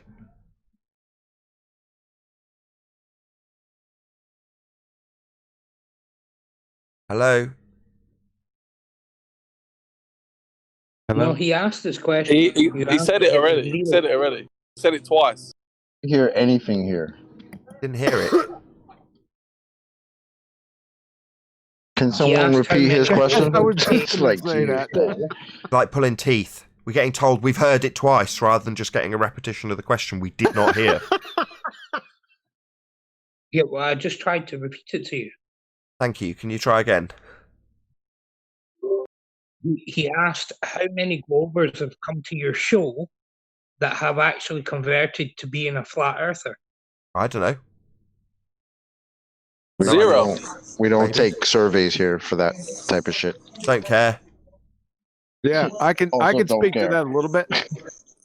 Go on then. I don't find that is the right question to ask, because that's not my mission personally. Not Nathan and Chocolate and the other guys might answer differently, and that's up to them. I can tell a religious zealot almost immediately. I think we all can if we're honest with each other. So I'm not in the business of convincing delusional religiotards of anything. I'm in the business of exposing them to everyone. That's what my mission is. And then after that is to rip their intestines out and feed them to my wolf pups. Yeah. So, you laugh, Spurs, but you don't know when the line's drawn. You don't know when you've won. So as an example, you're asking us how we would deal with the Purcell guy when he says, well, I still get paid for punting my pseudoscience. What are you going to do about it? That's you exposing him, Spurs. What do you do at that point? You lean back in your chair and exhale.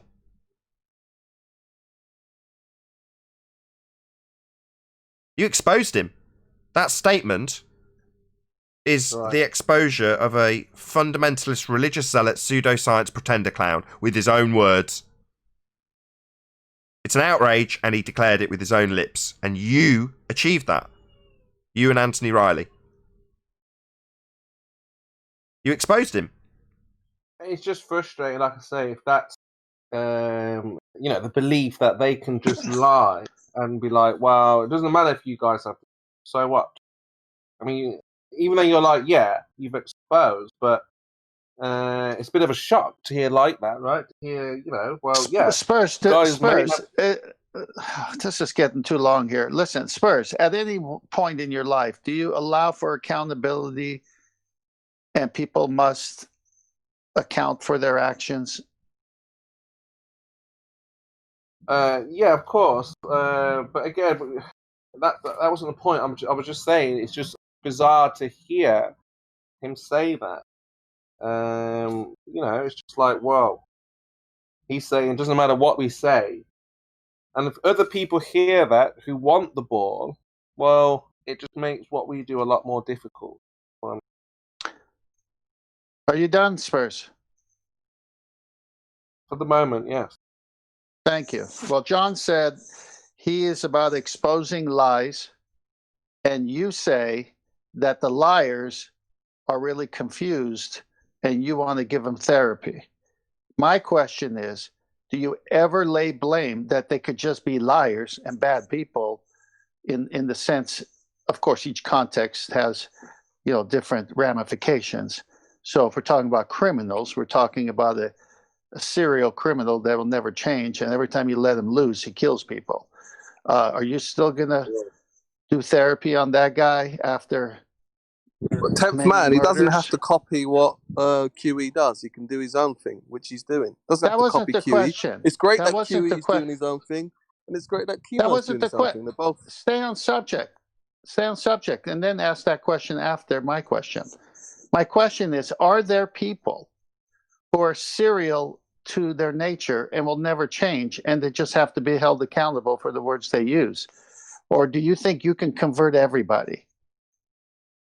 Yeah, I think everyone can be helped. Sure, yeah. There's always an underlying. So you think people conversion want could happen There's always to something everybody? people want.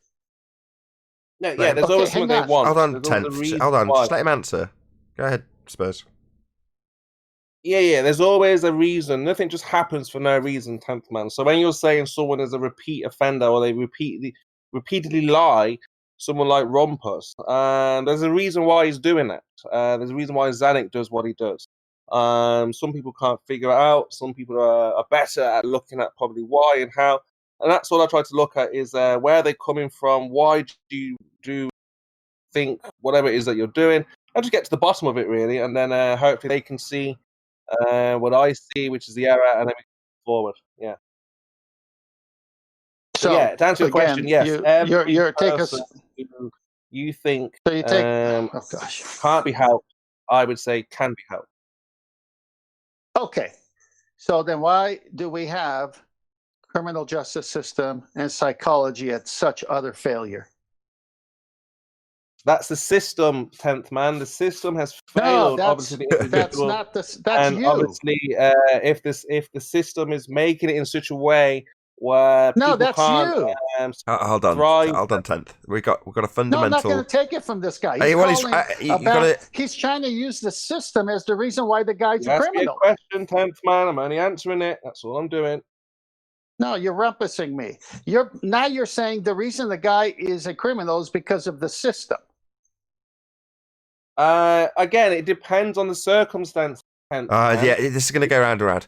Right, let me just boil this down. There's a fundamental disagreement in terms of the outlook from Spurs and, in this case, myself and 10th man. I'll speak for me and 10th man in this regard. Because Spurs thinks they can be helped. And I don't think they can. Now, because I don't think they can, I don't care. But Spurs does care and does think he can help. Now, that's a fundamental difference in terms of our outlook. I don't think they can be. I think there's audience members that watch that and are actually converted to Flat Earth, and I've heard that been told to me on multiple occasions because of the level of zealotry that they expose themselves to having, Spurs. Now, you can help them along that way. I don't think, and I know you disagree, obviously, that you can ever change that. There might be one or two examples that are the exception to the rule. I might be proven wrong. But given that I've been doing this for, 3 years in debate format, 5 years in total on the subject, I don't think so. Spurs, I know you disagree. And 10th man's exasperation is because he also disagrees. Absolutely. I disagree. understand as well, again. And Chocolate disagrees. I don't think these people want help. As a matter of fact, it's the last thing I think they want. You think somebody like Zanik wants your help? Zanik literally says himself, he's come in here to help us understand the error in our ways. Right? Spurs, do you think somebody like that is ever going to be like, hold on, Chocolate. Yeah. Let's just hear him. Go on, Chocolate. Go on, Spurs. So when Zanik is saying that, I hear, help me. Help me understand where you always hear. Hold on, let's not laugh. Hold on, go ahead, Spurs. Go ahead. You hear help me. Because they wouldn't come to Flat Earth if they weren't looking for that help. They need assistance. They know they've been lied to. So they know that we are the leaders of this understanding. And that's why they drill us, they question us. They want to know more. They want to be around us. So it's more than just, they're here every day. They're there over there. So is that why the coyote came to my they're looking for new guidance. Okay. And that guidance is us and the leaders of the new school, the leaders of new understanding. And that's what all they want. But Zanik knows. Spurs, people don't seek guidance to go tell the people that are doing the guidance that they're wrong. Rumpus knows his numbers don't work. They know that. That's what. Get Rumpus here right now. Get Rumpus to get his numbers to apply to the world.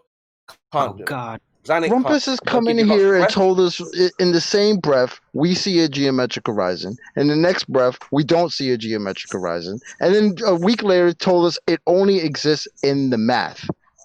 But then we'll continue to tell us how things are being blocked by this fucking math that's being refracted. Are you kidding me?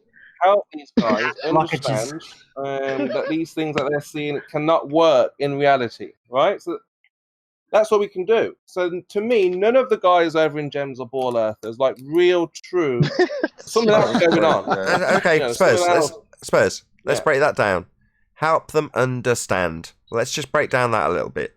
So help them stand under your ministry, correct? Possibly. Again, look, we are leading the way. That's just the way it is. I mean, you can't get That's that word again. You're doing the same thing. So you want to lead them, and you want to minister them, and you want to are doing the same save thing, them but without saying it in words. You're doing the same thing. Yeah, you want to save them. You want to save them. You are doing this, Nathan. You are leading the education in this world. That's what we're doing. We're leading the way. So what are you talking about? People have to understand what we are saying, right? Just because I label what we do education because it is, doesn't mean that I want to minister to people to make them stand under what is being disseminated. That's their choice. I don't have any influence over that. You think you do. And you think that you can get away from the fact that you have responsibility with your word. You're giving out information. You're in a position of power. Can't get away from the fact, oh, well, I don't want people to idolize me. All we're doing, Spurs, is revealing the lie. Because we're not the ones perpetuating the lie. All we're doing, especially now, is revealing how they themselves are falling for the lie that they've been told. You're both talking at the same time. You put yourself in this position, so have I, so have Spurs, you're all rumpusing. the other flat earthers who want to educate. Not listening. Spurs, you've launched into constant verbal diarrhea where it's 90% Spurs and you not responding or listening to anything anybody says. Try again, Chocolate. See how we get on. No, I was saying that Spurs, what we're doing is revealing to them how they have been lied to. We're not the ones lying to them, right? We're showing them how their own model, like especially like, let's say people like Andrew Thomas Young, who in his own paper says they do all their refractive calculations on a plane surface. But then we turn to the next page for geometric considerations. That's them putting the lie right there in front of their face, right? You understand, Spurs? Yeah, I get it, yeah. Yeah. So it's not us that's their enemy. It's literally the model, put that in heavy quotes, that they're defending. Has lied to them, has perpetuated its own lie to them, and now they want to put that on us. Well, all we're doing is revealing the lie. Perfect. That's going to be my ending. Thank you, Chocolate. With that, I'm going to say a huge, massive, enormous thank you to both Discord and G+ Panels for making today's after show possible. Of course, a massive thank you to you in the Nathan Oakley 1980 or Nathan Oakley programming streams for hopefully smashing the super chat, liking, commenting, sharing, subscribing, and all that good stuff. Be sure to check out nathanoakley.com and the Flat Earth Debate Forum to keep up to date with the community debate. I've been Nathan Oakley, and I'll see you all in the next video.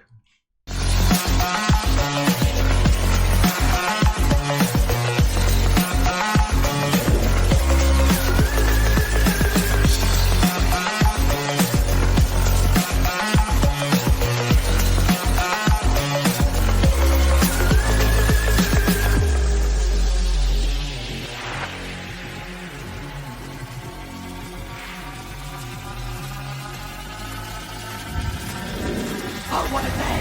What a lovely day!